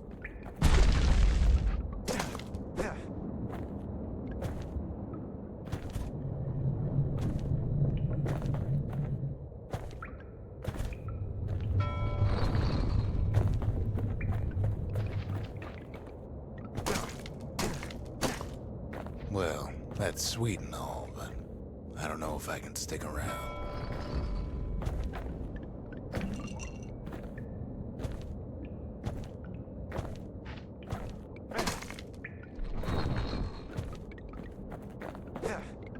The weight of the calamity, it's on our shoulders.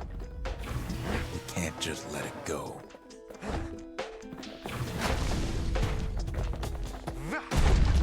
Bastion does have another function, strictly speaking.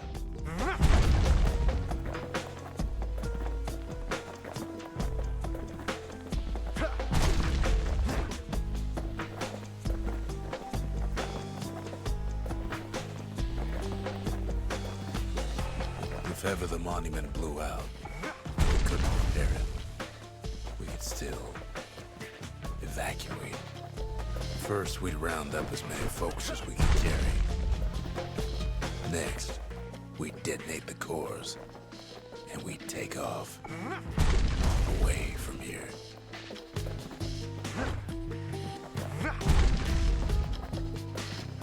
Of course, that would mean no going back. Ever. But then again, that way all of us could leave the city. Together.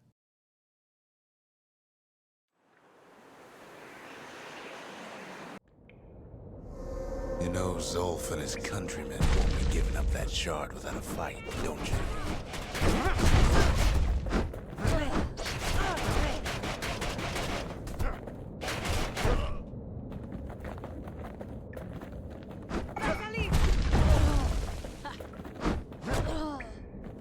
Zolf and the Ura. All they want now is to see the Bastion fall. Zolf dedicated his life to lasting peace between the Ura and Caelondia.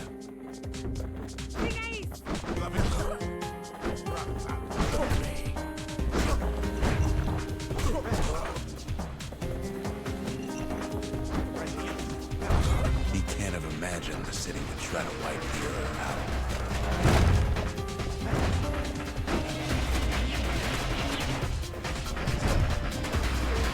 Zolf ain't lost every shred of decency though, has he? He tried to warn you about his plans. He tried to warn the kid.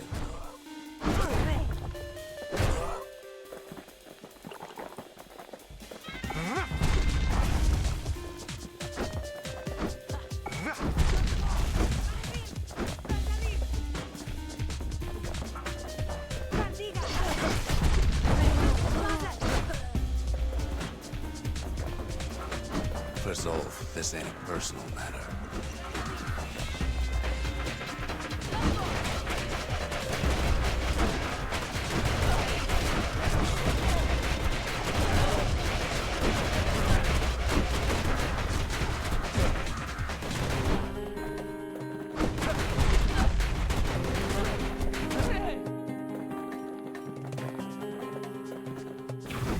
It ain't a simple matter of pride either.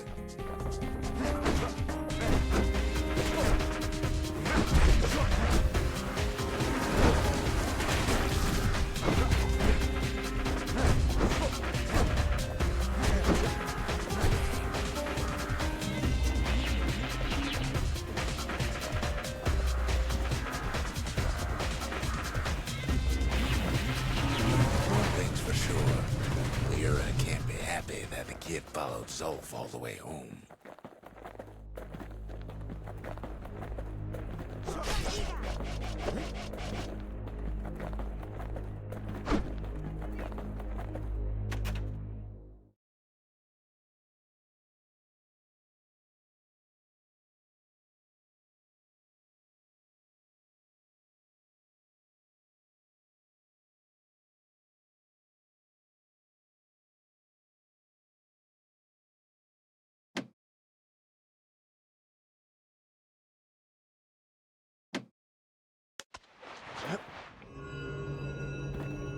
I can see it now.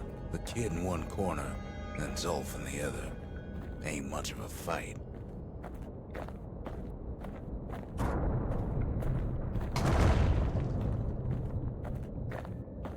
Don't you worry, though. Once the Bastion's restored, it'll all be alright.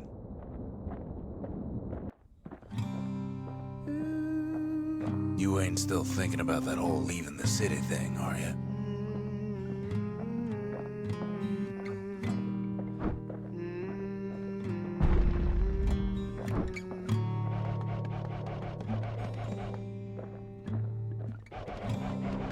I set my sail, fly, the wind it will take me back to my home, sweet home. Lie on my back, clouds are making way for me. Coming home, sweet home. I see your star, you left it burning for me. Mother, I'm here.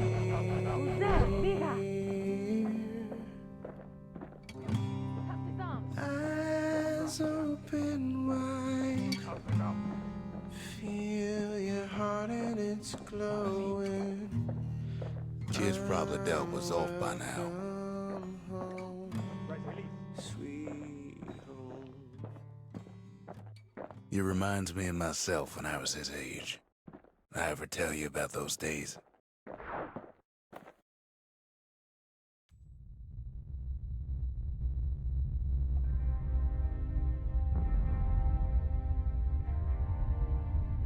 Hey, kid.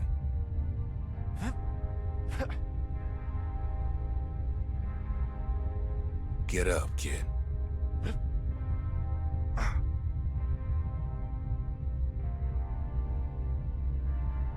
Come on, that ain't funny. I say get up. That's more like it. Now, set that shard into the monument there. Then we'll talk. The Bastion. It's finally finished. Now, there's something I want you to see.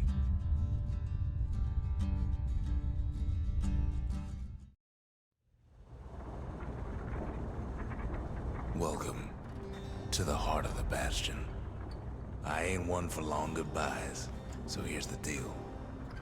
Zia and I figure you done the heavy lifting, so you get to do the honors. We can tell you how to work this thing if you got any questions. Hey, kid.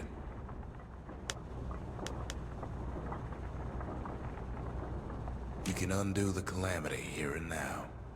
Go on, kid. And before I forget, thank you. Always wondered what the motherland was like. Not that it matters anymore.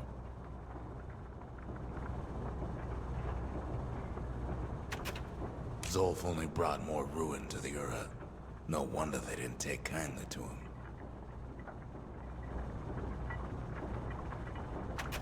You've got one thing left to do, so you hang on to that badge. Besides, you earned it.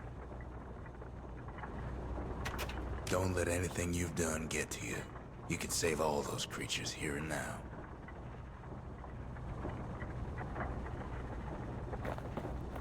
You made it. So, let's see. You can either prevent the calamity, or stick around with me and Rex. I'd hate to be in your shoes. If I could be any place I wanted, I'd stay right here. We could go anywhere in the world. Zolf tried to talk me into joining him.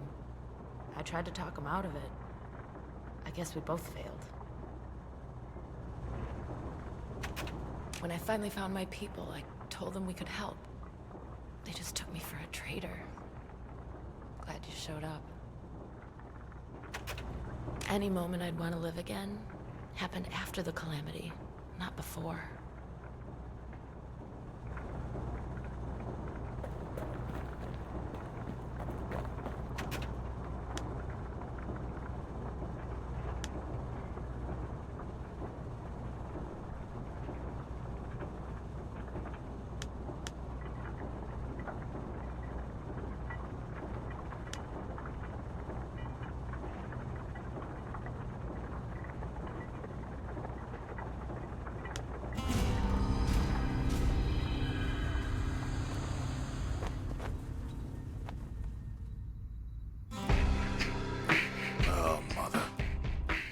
Here I figured you'd had enough of me by now. You could have undone the calamity itself, but instead you want to stay in a world like this. I gotta admit, kid, I ain't yet put much thought in that idea. But carrying on with you here, we can't go back no more. But I suppose we could go wherever we please.